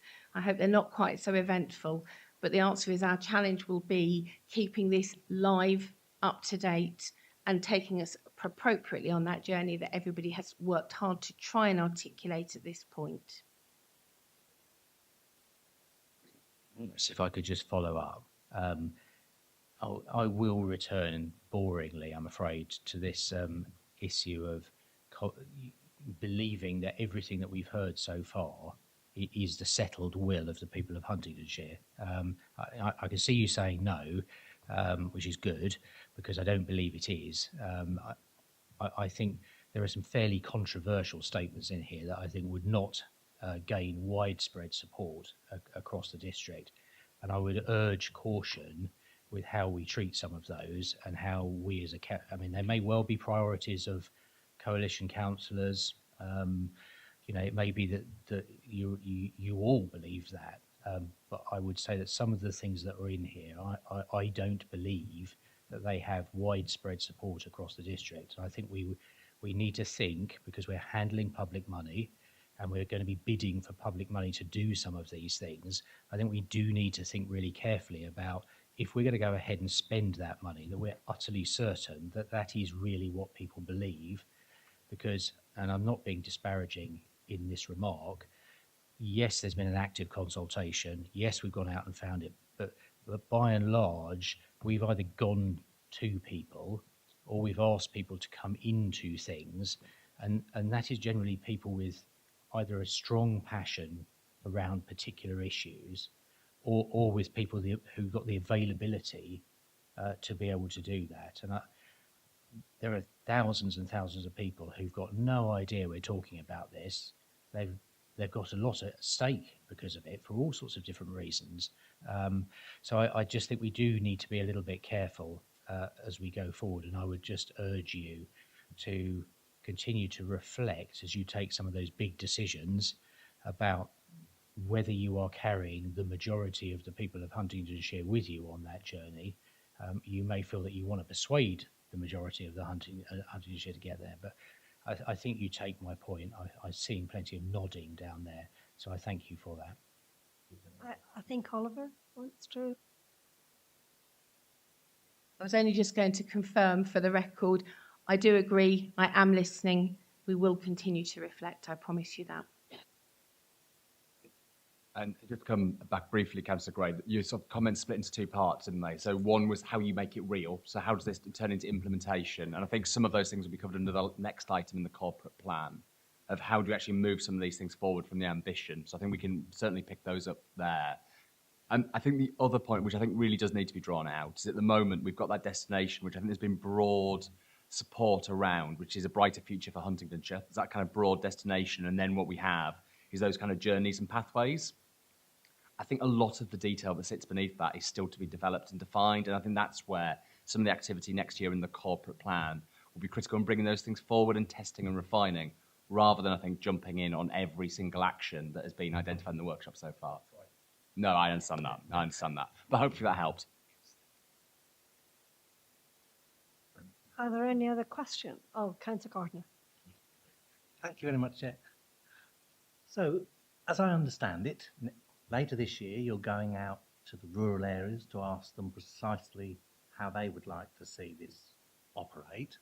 How then, once you've talked to them at various meetings across the rural areas, how then are you going to update this document so that people in the rural areas and across the whole of Huntingdonshire can see how you've listened to them and how you've amended the document accordingly?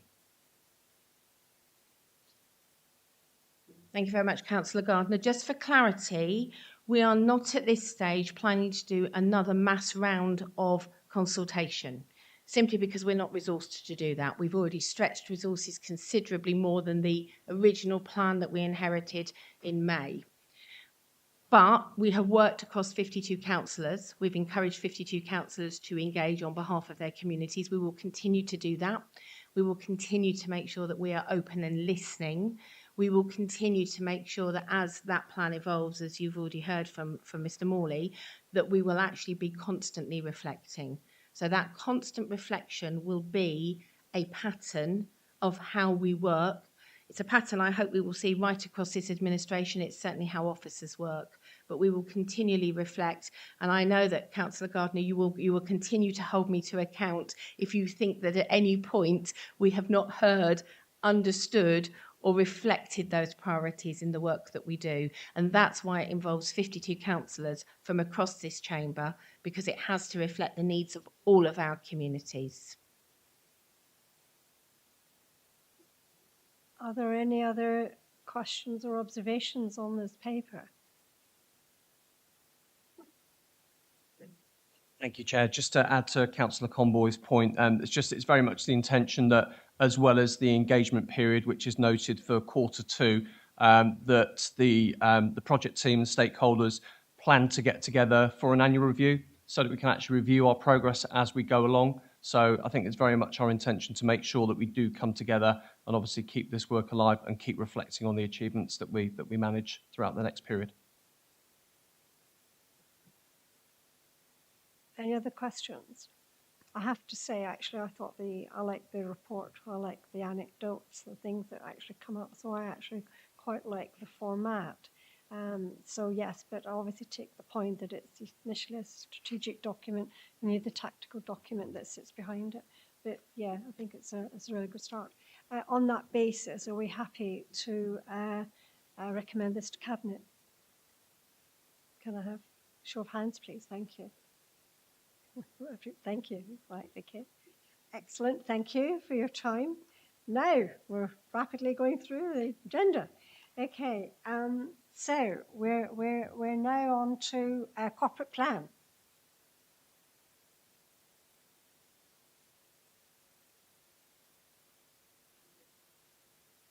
Just let Mr. Buckridge come and take his seat.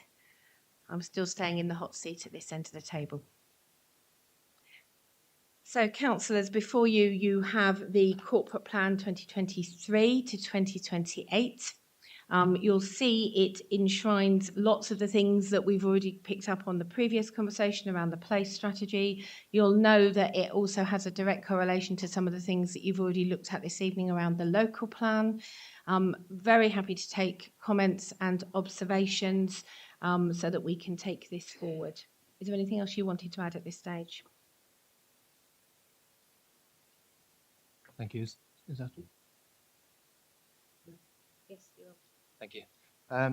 I just wanted to reflect on the previous meeting when we took the current corporate plan here, and we were questioned about what was different. I think if you look at the outcomes statements on pages 373 to 375, you'll see that there's very much a focus on doing things differently, doing things in partnership, a preventative approach, which is a way of taking it forward. And if you look at the actions, there's 65 actions here, more actions than previous corporate plans, and nearly half of those are around enabling and influencing others. It's not just things we're doing ourselves. So I think that's a different approach to previously. Thank you. Questions? Councillor Harvey. Thank you, Chair. Priority 1, you mentioned mental health, but as far as I can see, there's no details about how you're going to measure that. and what sort of things you're planning to do to improve mental health beyond leisure facilities and green spaces, which I'd argue is perhaps 3-4 steps down the line to somebody who's really, really struggling. Councillor Harvey, perhaps I could step in here. So one of the factors we've talked about at previous meetings has been about what are known as the broader determinants of health. So if you look at the things that contribute to poor physical and mental health, only 20% of them really are solved in clinical settings.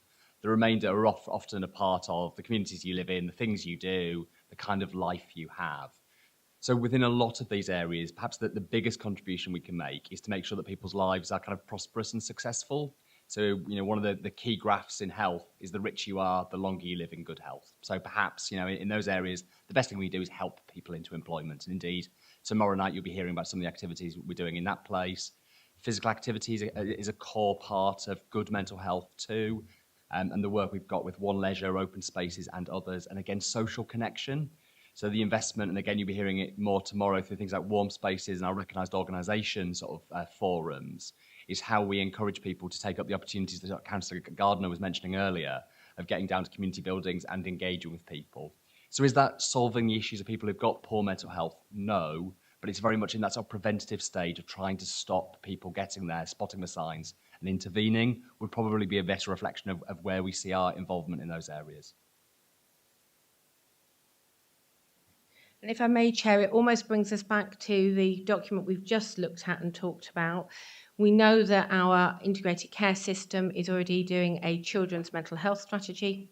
They've been working on that. It's about to be released. There's lots of work being done around mental health. This is where that partnership working is really critical. So there are some things which are within our gift as a local authority. There are things we can do. There are some things which are within health's gift. So the real challenge is to do the bits we can do alongside the bits that others can do, so that together we have a much better set of offerings to support people. So that I hope gives you that sense of the earlier conversation around that influencing being part of bigger systems and structures, but being very specific in this corporate plan about the things that we will actively do because they are ours to do from here. Dan. Thank you. I just wanted to comment on the question around the measuring. It's a good question. This is going to again link to the play strategy, I think, in that we want to look at developing measures with our partners. So rather than choosing our own measure of mental health, we will see what our health providers locally are using and work with them. So contextual measures are still to be developed. We have got some broad aims here that the District Council can't do alone, and we'll be looking at seeing, perhaps not measuring ourselves against them with targets in the way that we will do with the operational performance measures that are listed, but we will certainly be monitoring and reporting on those. Any other comments? No? Oh, Councillor Gray. Yeah, I'm glad you touched on that, because strange enough, that was the one that I would have picked up on. And again, it's not all of these items here necessarily would use the language that I would use. You probably are pleased to hear that, some of you. At least some of the audience are laughing anyway. But I think it's really important we get these measures correct, because we come every quarter, we have the same conversations around, no, we're not really sure that this is really telling us what we want to tell us, what we want to understand. So I think this MI, I noticed there's some new ones on here, which are going to deal with some of the, Daniel, you'll remember some of these long-standing chestnuts that keep coming up here. But I wonder if we can, you could possibly circulate to this committee, seeing as this is the one that's going to be getting these reports on a quarterly basis, a kind of draft of what it is that you actually think it's going to look like.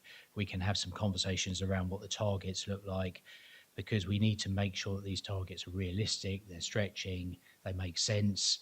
This is proper MI that we can actually use to guide performance and how the executive leader and the interim managing director are leading the council forward. So I don't know quite, Chair, the mechanism by which we do that, but I would think it would be a useful few minutes of this committee's time to see a draft of what that's going to look like, and perhaps of the draft of your proposed targets. Does that make sense? Absolutely, and I would agree with that. Councillor Conboy. And if I may, Chair, thank you very much for that. We would agree. We ran a lot of the inherited indicators that we inherited in May. We had some conversations with officers at that point around, we weren't clear that some of them were necessarily things we would want to continue to measure.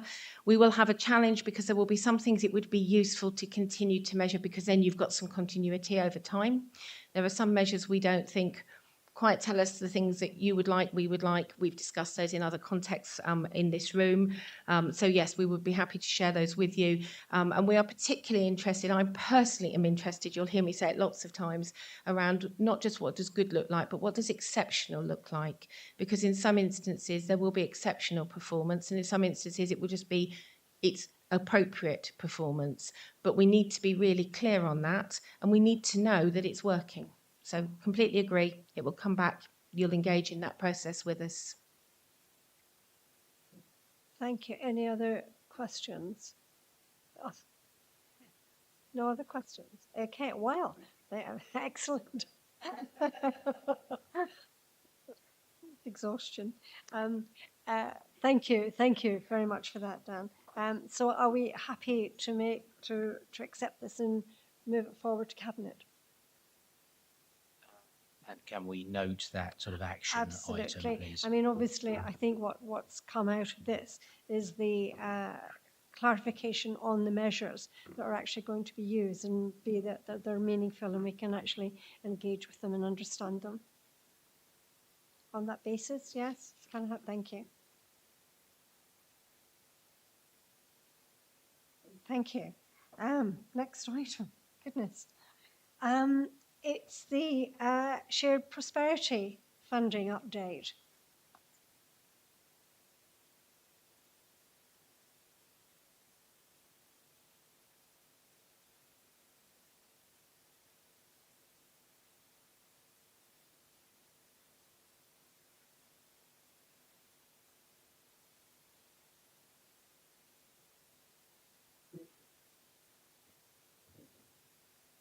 Thank you.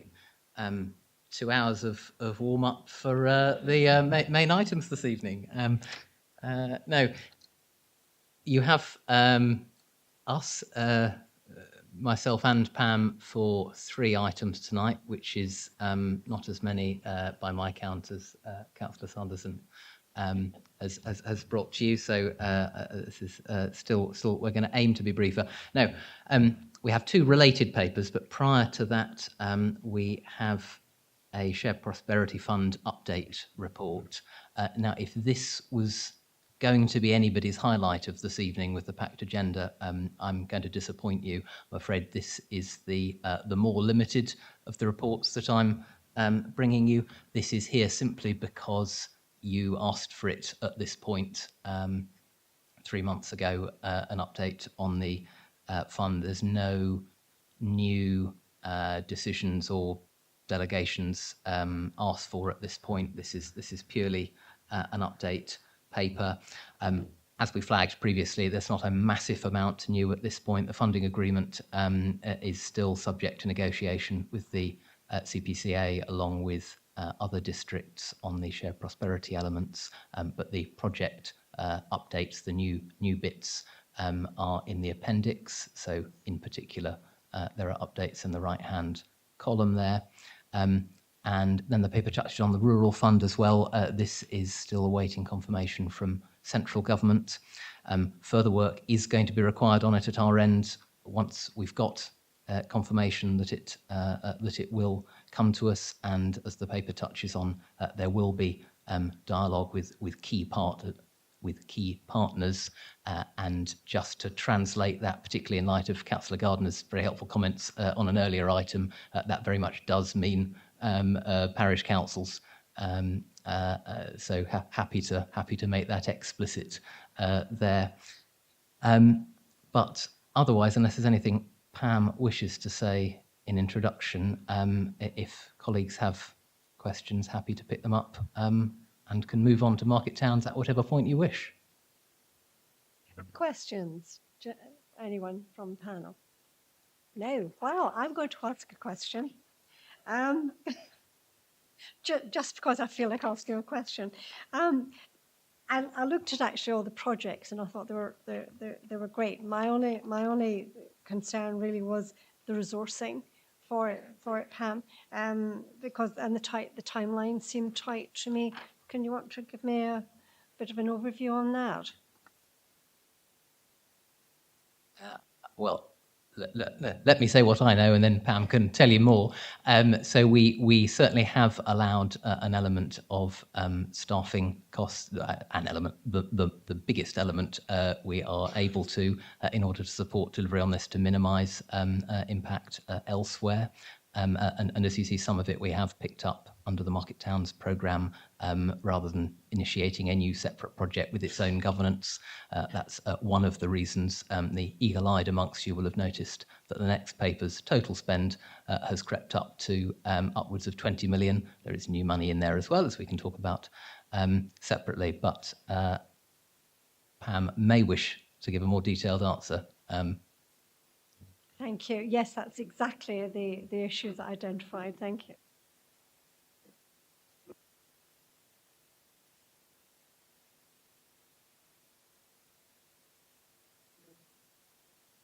John? Yeah.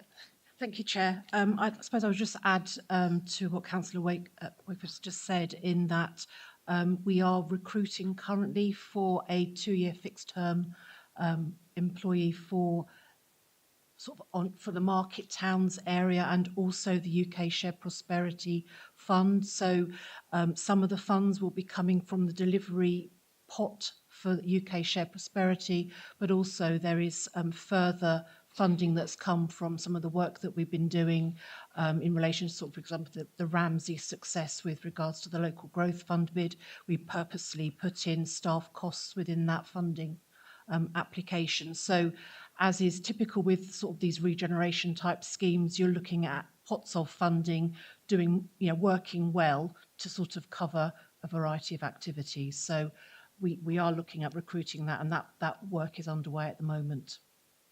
Thank you, Pam. I mean, you effectively answered, but yes, you're quite right. I was particularly concerned about taking away from the Market Town resource, because I know obviously that's pretty stretched as well. Anyway, they're at full tilt.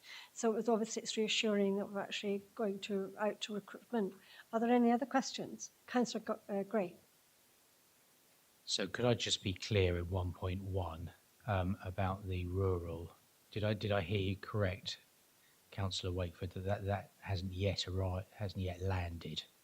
Is that true? It's awaiting confirmation, which I'm sure I can find a subsequent paragraph reference for you, but yes. Thank you. In which case, it seems slightly odd that we're referring to these things in the past tense: businesses supported, organisations receiving grants, facilities supported, on page 392, because I've got no real clarity about where. I mean, strangely enough, I'm going to really welcome £1 million spent on rural businesses and rural communities, unsurprisingly. But it would be really interesting to know who, what, where, when and how. And it creates the impression, this report, that this has all been done, when in fact none of it's been done. So I'm just a little curious as to why it's expressed in those terms. And if I might build on that, Chair, the other items on here, which obviously you've done a good job, Pam and team, and obviously Councillor Wakeford, we're talking about the outputs and the outcomes and who and what, or rather, you give us some information about it. I suppose I'm curious as to whether there's a way that we can kind of reflect on where across the district this is actually happening. It feels it's very difficult for me to look at this and understand exactly who's been supported, where they've been supported, to what extent they've been supported. And I think there's probably something quite interesting one could do with sort of colours of blobs and pictures and maps and things like that as to what actually is happening where on the ground, because it's really difficult for me to take, for example, manufacturing digitisation. We've supported 100 businesses, we've created 20 jobs, we've safeguarded 20 jobs, we spent £280,000 of public money in the process of doing that. Where? You know, with whom? How? I know you've got all of that detail, but it's quite difficult for us to critically look in on that and think, oh, that's really, you know, and we commissioned it as well, so we definitely know where it is. And then you get on to things that I know people love to talk about, like 5 feasibility studies for bus routes or sustainable, I'm guessing they're bus routes, sustainable and active travel routes in Huntingdonshire. Where, what do they look like? It's gone into the depths of the CPCA. Will it ever emerge? One doesn't know. So I think I like this. I like the activity. I'm always going to applaud us distributing central government money across our district and doing good things. There's lots of good things happening here. I'm just really struggling to visualize what that looks like on the ground. And I think it's important that we're able to communicate that and be able to demonstrate, because, you know, some real people's lives have been affected here and some really good stuff has happened. But I'm just finding it difficult to articulate exactly what that looks like. So I think that those are kind of linked in a sense, but I do think we should note that the Rural Fund, really everything that's appeared in this report isn't really correct, because it's suggesting that it's been done and it hasn't been done. So the confusion about grammar and past tense, is that a reference to table 2 on page 392 underneath 1.10, where it says that the proposed activities for Huntingdonshire are shown below, exact scope still to be developed, therefore these descriptions, outputs and outcome measures are taken from the guidance to indicate areas of focus. The suggestion, Councillor Gray, that implies that that's happened already. Fine. No. I'm just double checking I'm understanding. So I suppose that the grammar in table 2, the output will have been number of businesses supported.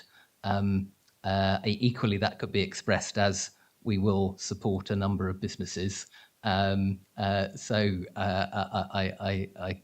see his point, I suppose, but we, for avoidance of doubt, would wish to ensure members' clear understanding that we are not suggesting this has happened already. So thank you for the opportunity to underline that. It is proposed as I touched on in introductory remarks, and is picked up over leaf on paragraph 1.12. We do need to do more work to flesh this out. At the point we have the confidence to invest our limited staffing resource growing, but limited staffing resource, as our chair pointed out in the previous question. So we are holding off fleshing it out till we've got that confirmation. But if that's sufficient for the time being. Thank you. Are there any other questions? In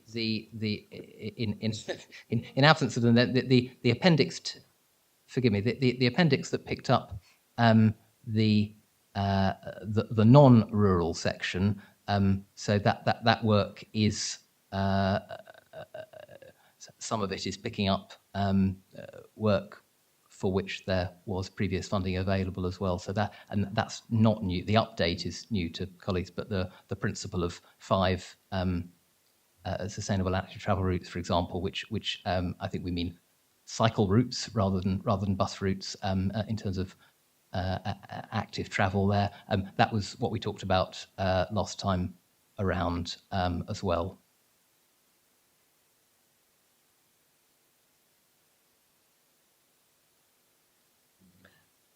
Are there any other questions? Excellent. So are we happy to put this recommendation forward to Cabinet? Excellent. Show of hands, thank you. Yep. Excellent, thank you, thank you. We can move on now to item 12. I'm sure this will be just as brief. This is the spring update to the Market Towns programme, the second spring update, because there was one last year when it kicked off. This is the fourth we've brought through and that I've presented to you. So it is late this evening, and I'm conscious there's a lot in here, but if it is helpful just to canter through, I think, Chair, the key areas covered, though I'm well aware people will have read this diligently. In St Neots, the transport projects or Market Square is probably a clearer way of describing, which is language we're adopting. Transport we've used internally are progressing well, contrary to reports in some places, and construction is due to begin late summer, so Q2 financial year, and we're expecting that'll take about a year to complete. So the detailed design is in the final stages of being refined prior to procurement of a construction partner, which is planned to begin later this month. The Old Falcon is touched on in the report. There is, of course, a much fuller paper under Part 2 next in the agenda, but what's outlined in this public report is the fact the current owner is keen on bringing the building back into active use, and following significant engagement from the council, wishes to work in partnership with us towards that objective. So we are working with him alongside internal teams, external experts, and the government department to bring forward a viable proposition that could bring the Old Falcon back into active use. I would be grateful if we could pick up more detailed discussion about that under Part 2, and if that's okay. Yes, absolutely. But that's the public-facing update. The Priory Centre is covered as well. So this is our building in terms of freehold. Tenants are the Town Council in St Neots, and we're working closely at the moment in developing a project spec and tender documents, setting out the key deliverables required from the scheme. As is set out in the report, building on the previous feasibility work undertaken by Mark MacDonald. So the project spec would form the basis for a tender to a technical design phase, and subject to us being content with that collectively, then there'd be a second separate procurement exercise to appoint a construction partner, as where we're at with the transport or Market Square project. The report also touches on the St Neots legacy funding, so-called, and we pulled together the old St Neots Master Plan Steering Group to advise on that, and they did provide support to the projects proposed in the report, and that has now been submitted to the Combined Authority since the report was finalised. In Ramsey, there is also lots going on. So the Civic Hub works are due to complete later this month, and understand the roof there now, the new one now doesn't leak. Look forward to visiting it. The Market Produce Hall and Public Realm works we've touched on before as well. That's the 1.15 million additional investment we secured finally just before Christmas, and on top of the earlier fund allocation of 300k. That's almost 1.5 million. And work is now happening in terms of the due diligence there to get the foundations sorted on that, and in discussion with the Town Council as a critical stakeholder, of course.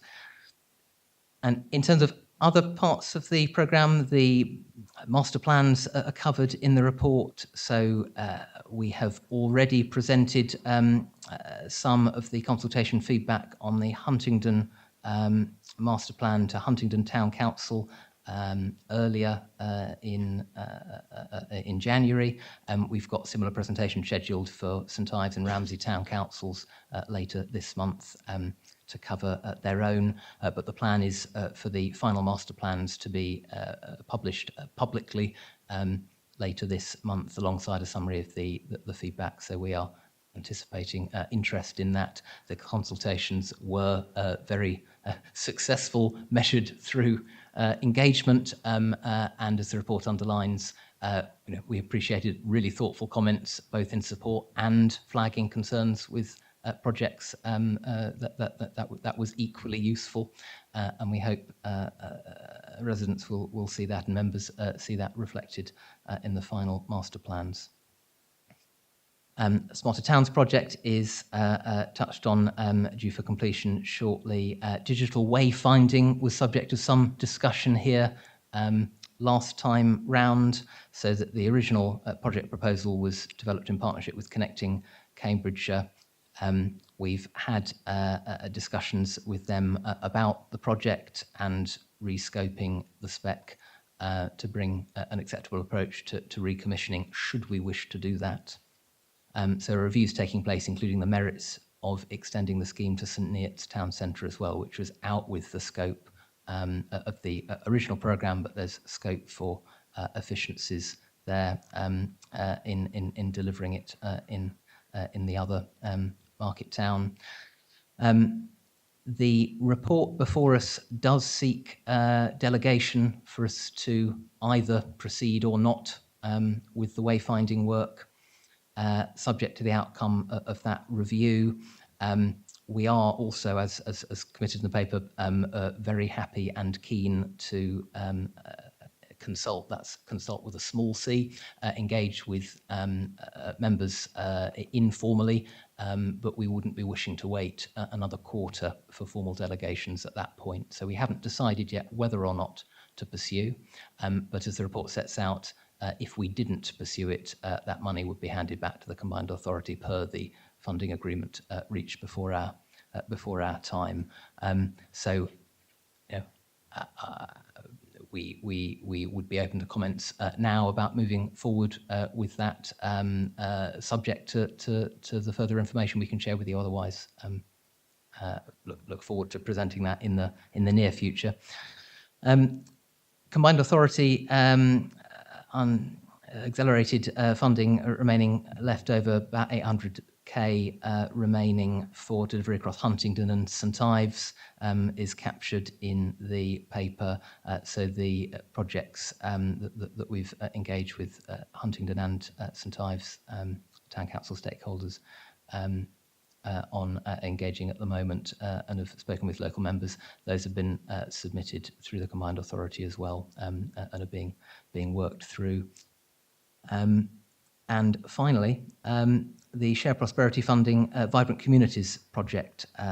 At the end of last month, we had some meetings about that, and these are the relatively small amounts, but that can be spent relatively soon and relatively easily as revenue that we touched on last quarter. And applications are coming in with a deadline of later this month, I think. So those are the updates. There is then the finance section in the report, which, as was touched on in full council as well, we said we'd bring a breakdown not just of the sources of investment, but also going forward what has actually been spent against them for members' clearer understanding. Councillor Jennings did ask a question about how the money was broken down, which he was, I think, content with the information in the report once he'd seen it. But you know, I do have a breakdown of what the current spend against the Future High Streets Fund looks like, which, depending on time and nature of questions tonight, can either touch on or follow up in writing. The other delegation, I've touched on the wayfinding one in the report, is around that this seeks is around getting on with the Market Square transport programme, as Councillor Jennings and colleagues might put it. So I assume that one won't be contentious. But so we've got the delegations in place to engage in final contracts as part of procurement, as I've already touched on. I don't know if Pam wanted to add anything to all of that, but hopefully, colleagues, that is of use, and very open to comments, questions, feedback, etc. Thank you for the update, and I'm sure we've all read the report, well, hopefully. Are there any questions? Councillor Gardner. Thank you very much, Chair. Councillor Wakeford, under the Market Square, you say that the scheme, you've got a detailed design. As far as I'm aware, this Overview and Scrutiny Committee have not seen the design. If we really need to see that design before you go to the point of going out to getting tenders or certainly constructing, because how can this panel in the future look at something if it has not been scrutinised? If there is a point further down the line where money, for whatever reason, we don't think has been spent correctly or whatever, if we haven't seen what the actual scheme is in the first place, how can we scrutinise that as the scheme develops? So I would like to know how we're going to do that. We appear from the Yeah, no, you could go on that one first. Something tells me Councillor Gardner may have a few more questions, so this way I don't risk forgetting any of them and fail to do them justice. I suppose the distinction there is around scrutiny of the project and its governance and its oversight versus the detailed content. I'm not sure that the scrutiny role for this committee that you'd feel is the most critical one is necessarily scrutinising detailed aspects of design. I mean, I sat on this scrutiny panel until not that many months ago, and as a Huntingdon councillor, I'm not sure that I would have wished to put myself in a place of having a sort of primary role on the detailed questions, which are really for local stakeholders in St Neots and residents who use the town. So I think the suggestion that this panel should see things before they're published per se, I'm not sure accords with the sort of purpose of the scrutiny remit, but we are intending to, so detailed design, so there's a final bits of that are coming back as we speak. So there's the plan to publish that next month. Prior to that, we're certainly looking to bring forward a briefing of local stakeholders, which would be the town council and local district members. I can't see any barrier to scrutiny panel members joining that as well, should you be interested. So you'll be very welcome, is what I'm saying, Councillor Gardner, but I don't think you're the primary customer of the details, if that makes sense. If I might at this point touch on, as I was going to otherwise this evening, Councillor Jennings raised a question of me at full council, not the one he said he'd raised, but a different one, and I didn't have my meeting diary in front of me at the time, and said we'd touch on now. That was a reference back in December to a plan for further briefing of the town council and district members after our engagement week in December. In the event, given how successful the engagement was, numbers of town and district members engaging with it, and relatively little new information beyond what was in the public domain, that it would be a good use of time to bring to town and district members per se again in December. The judgment we made was that, in fact, once we've got detailed designs back, i.e. about now, we would look to do that at this point instead. So covering off the final designs as well as other key aspects of the programme. So slightly further on in the paper, we touched on the options for the Priory Centre as well. We should have those available too if we plan a briefing for some point next month. So you'd be very welcome at that as well, Councillor Gardner. Councillor Gardner. Thank you very much, Councillor Wakeford. I would take issue with you on one point. When you look at redeveloping a town, whether it be St Neots, Huntingdon or wherever within the district, the rural areas use those towns. They need to have some sort of consultation. Also, if you're not going to consult with the rural areas about how you're going to develop the towns going forward, then you at least need to make sure that the members for the rural areas that are affected by those developments in those towns need to be briefed. So I will be taking you up on your offer for me to attend those particular briefings, and I look forward to hearing the dates and times from you going forward.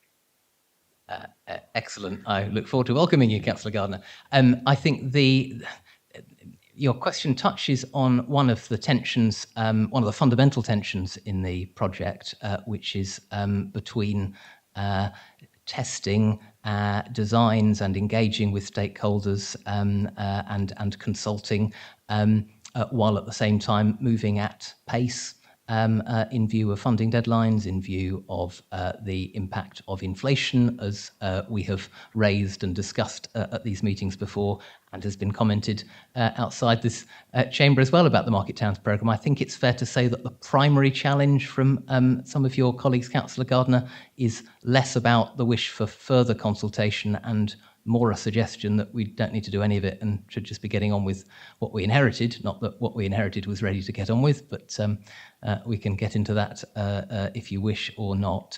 But I think your question does underline the flip side of that challenge, if I may say, Councillor Jennings and colleagues, which is that in any regeneration scheme, particularly of this scale, you do need to make sure that stakeholders, that it meets needs, that stakeholders do buy in. So I appreciate your support for the value of that sort of consultation and engagement activity as we've been doing. You'll recall earlier in the summer we very much did loop in parish councils explicitly at your suggestion, very helpfully, to the briefings, because we felt that the information made available in the May engagement exercise that we inherited the outcomes of didn't go as fully as go as far and wide as it could have done. So we have acted on that in a way that hadn't been previously, and we are committed to continuing to juggle that balance between engagement with all the stakeholders across Huntingdonshire and progressing at adequate pace.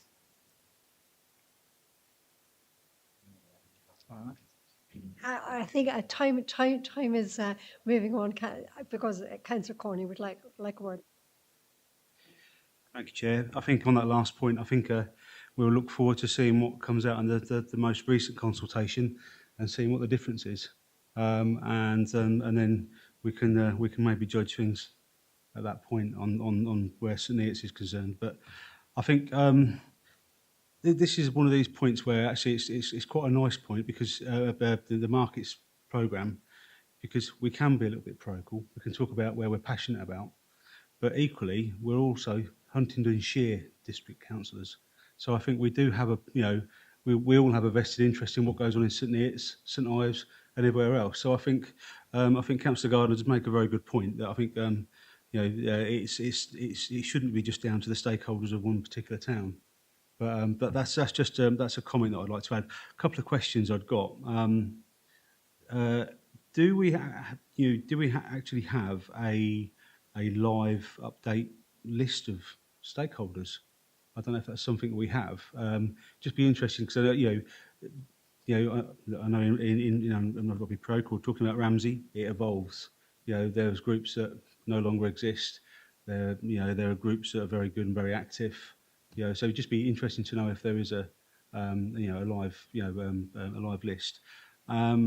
The other thing about Ramsey as well. So we've got 1.45 million. I think I probably asked us a very similar question to this at our last round of our last update.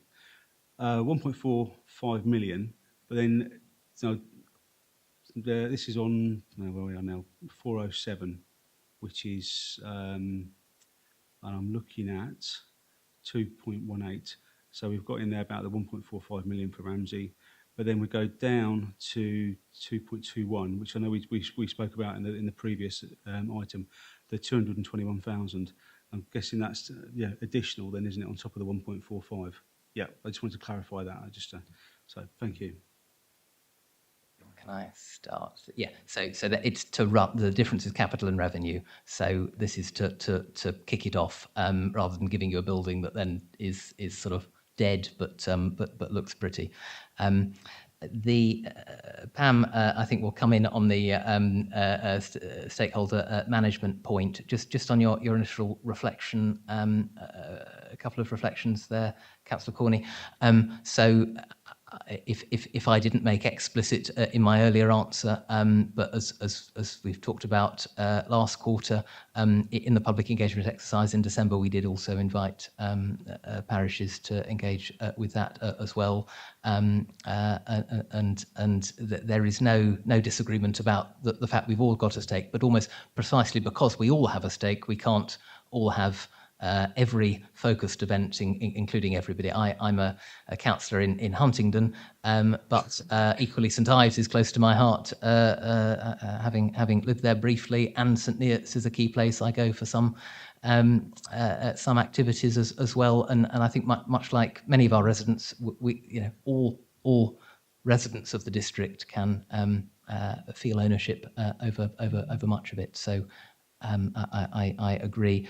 In terms of differences, we have touched previously on those, and it'll be more obvious when we present the detailed designs. But one of the most obvious is around the Market Square growing rather than shrinking, which, given the importance of the public space, we feel is particularly important compared with the designs that we inherited. But look forward to going through those in detail, as we've said. Pam, on stakeholders. Yes, so just to pick up the point on stakeholders, we do have now a bi-monthly newsletter that goes out to our list of stakeholders, which is an active list. So there is a mailbox attached to the end of that where people can register an interest. I think that's grown from about 117, I think, at the beginning of probably last year, to over 440 people that are regularly getting an update on all the Market Town programme activities. So we try and focus each edition with a sort of a different interest, so to speak, to sort of try and encourage engagement. The last newsletter that went out had a 75% take-up rate. So I understand from my communication colleagues that's a really good return. So I think, as we have always said, on this programme, we are eager to engage at the appropriate times on all elements of the project, and will continue to do so. Just to touch on the earlier point about the revenue funding, that's not just to deliver the project, but that is also about giving it a fair chance of survival. So it's about managing the building once it's constructed, and giving some sort of capacity to encourage take-up and marketing and things like that. So it's around that package of funding. Well, because Councillor Wells wants to come in, and I'm very conscious of time, very quickly. No, it was just purely just to clarify that it wasn't counted twice. That was more than anything. And just the 9th of March. So somebody could be attending Ramsey Town Council. Is that what's happening? Yeah. Okay. First. Thank you. Thank you, Chair.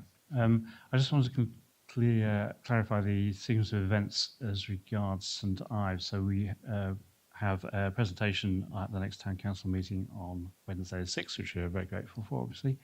But then further down, there's a reference to the master plan being a final version of the master plan becoming available later in March. My concern is that, or rather, I'm just slightly worried that what's actually presented and discussed next Wednesday, is that going to be less than the final version of the master plan? In other words, if there's a presentation and consultations and the opportunity to talk to HTC at next Wednesday, but that isn't the final version, then there's going to be some questions around, well, why did we not receive anything next Wednesday? Which is, thank you. So I suppose there are two different bits there. There's presentation on the consultation and the input and what we've heard and what's being done, which I think much like Huntingdon and Ramsey, there was an interest in hearing sooner rather than later, and in a sort of formative, albeit final formative way. Yes, subsequently we'd be publishing the final versions, which may well excite further comment and interest. But as underlined in the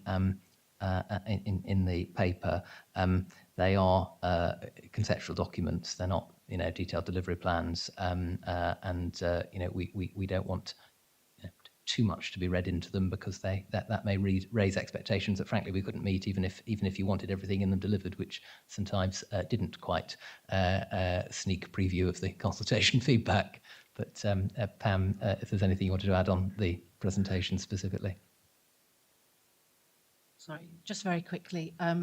We have already, of the 107 responses that we received to the original consultation, we have shared that with the consultants. So they have listened, and obviously were able to attend the resident meeting that we attended. So they have already heard quite a lot about some of the concerns about areas that weren't picked up, and some of the areas of the concept designs. So they're already working on that behind the scenes. So hopefully when we meet next week, we'll be able to show some movement from the original draft master plans. But obviously we are aiming to get a finalisation of those, so that we can then move forward, and that any projects that we think we have support and would like to progress, we'd be able to then follow up that with engagement with the local community at the right appropriate time. If I may take an opportunity myself, obviously, as the St Ives councillor, I want to thank you for the update. Actually, I found it very helpful, and particularly the work, the recent work that's been done on actually the additional spend. So I think it's very welcome, and thank you for that. Look forward, as Councillor Well does, about the update, because I was going to go, and very much look forward to the new proposals, because that's what I'm getting on the doorstep from people asking me where are we with that and what's going to happen. Anyway, enough from me. Are there any other questions? Oh, Councillor Gray. Briefly. So firstly, thank you very much for this report. Very detailed explanation, very clear. I like the fact that you set out very clearly on pages 413, 414, under 5.1.1 through 4, the various risk areas, the mitigation that you're taking place there. Clearly, we place this in your hands to sort of give us red flags, if you're, or even maybe an amber flag, if you feel that you're concerned about any elements of that, because at the moment, my interpretation of what's written there is this is ambitious, we've got a lot to do, we're keeping everybody informed, but at the moment we're confident that we can do what we say we're going to do here. And I'm seeing Pam nodding, so I'm going to take that in view of the time that's the kind of thing that's coming through. I don't want to labour the point, Chair, but can I just, for the avoidance of doubt, Councillor Wakeford, given the interaction, shall we say, between yourself and Councillor Jennings at full council last week. So I heard that the meeting in December that was referred to didn't take place because there was nothing to really talk about, but we are getting very close to a point where there is something to talk about. So elected members are going to be kind of brought into the loop at that point. Is that, did I hear that correctly? So in reverse order, elected members weren't out of the loop because there wasn't significantly more beyond what we'd been pushing into the public domain as enthusiastically as possible in December, and it was late October, I think I last spoke to St Neots Town Council with Councillor Jennings, and district ward colleagues who were able to attend as well, and we circulated slides from that. So we are working to keep all stakeholders, and particularly key stakeholders involved. Councillor Gray may recall one of the observations we made in presentation of the first Market Towns report in particular, and subsequently, was a reflection that the measure of engagement with stakeholders hadn't been what we would optimally like and expect. Councillor Gray may recall I was as charitable as I felt I could possibly be around the difficulties in doing that during the pandemic, and was not seeking to make any sort of political capital over having inherited a lack of the sort of normal engagement you'd expect in a project of this scale. And so in a constructive way across the metaphorical aisle, we have been seeking to fix that, to bring people on board, to engage, and there wasn't anything significantly new in December, but there is something significantly new coming now, and so that would be the purpose of the briefing, which we think will make most sense next month in April, but very happy to pin that down in a more detailed way. Does that help clarify the point on that? Thank you for that update. Forgive me. There was Councillor Gray made a previous observation about governance and risk, and quoted what's in the report and asked for an assurance. I think again what I'd say in the same spirit is that colleagues may note that the risk management, the governance here is not what we inherited. It's not what had been in place for most of the previous administration's governance of the programme. We have been building upon steps very helpfully taken earlier last year. So we do hope this is helpful, and it's a more sensible approach to managing the project, growing as it is. Thank you for that. Are there any other questions? Councillor Harvey. Very, very quick question, I promise. Just on the wayfinding project, you say that members will be consulted. What will that consultation look like? Thanks. So as I touched on earlier, so we don't mean capital C public consultation for avoidance of doubt. We're talking about briefing informally yourselves and Cabinet. It would go through, if cycles aligned better, we would include it in a report and discuss it formally at scrutiny. But if we held off for a quarter, that would be too long. If others have thoughts on what nature of consultation would be optimal on that, let us know, depending on the level of interest. I'm guessing probably a relatively brief presentation at that, but open to thoughts and no fixed view. Are there any other questions? Okay. We covered a lot in that. Thank you, Pam and Sam, for that update. And effectively, you're asking for just confirmation that can go to Cabinet for the update. You're not looking specifically, are you, for the... Yes, you are. Yes, so as well as the update, there are two delegations here. One is to enable us to proceed with the procurement without waiting another quarter on the transport projects. And the other is to allow us to reinitiate wayfinding or hand the money back to the combined authority. Conscious haven't had any firm suggestions on that this evening. Conscious there were challenges around it last time. If anybody's view is sufficiently strong that frankly it'd be better to give the money back and not use it, that would be helpful to hear. I don't know if Councillor Gray's catching my eye on that or letting me know he'll input when we brief more informally, but that would be useful input, but otherwise we'll proceed as we've outlined. That was actually my understanding. So are we happy to agree the delegation and happy for the report to go forward? Can I have a show of hands, please? Thank you. Excellent. Thank you very much for the update. At that point, I think we can go into closed session. Thank you. Come on.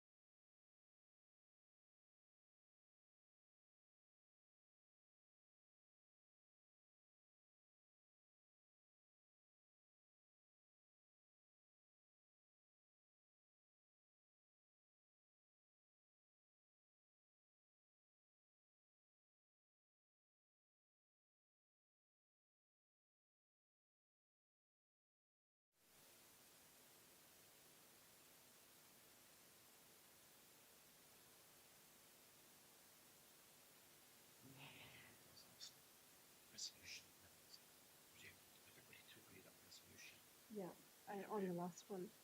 Questions. Oh, I see. Okay. It's readmittance to the public from the last. Can I have a resolution? Everyone agree to that? Thank you. That's great.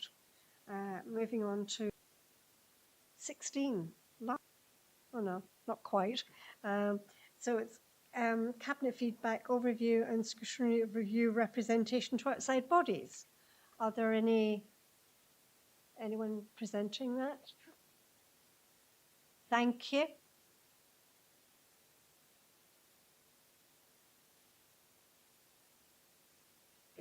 Thank you, Chair. Simply that you have a paper then with items to note.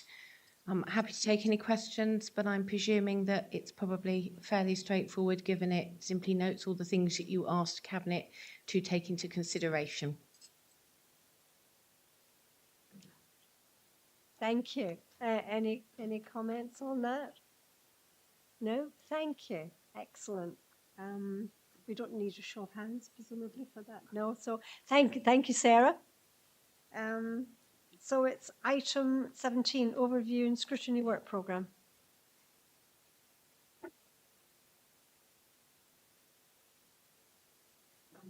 Any comments, amendments? Councillor Gray. So DSO to ascertain viability for working group to be established February 2023. So has the DSO managed to ascertain viability for working group on the Market Towns programme, given that we've dedicated a fair chunk of the evening to Market Town programme related things? Well, Becky being here, I'm sure she would have been able to update you on that. Unfortunately, she urgently had to leave, so I'll have to come back to you on that. Are there any other questions on that item? No, Councillor Gardner? No, thank you. Well, on that basis, I want to really thank you for your time and effort tonight. It's been above and beyond. Thank you very much, and I'll see you next time. Thank you.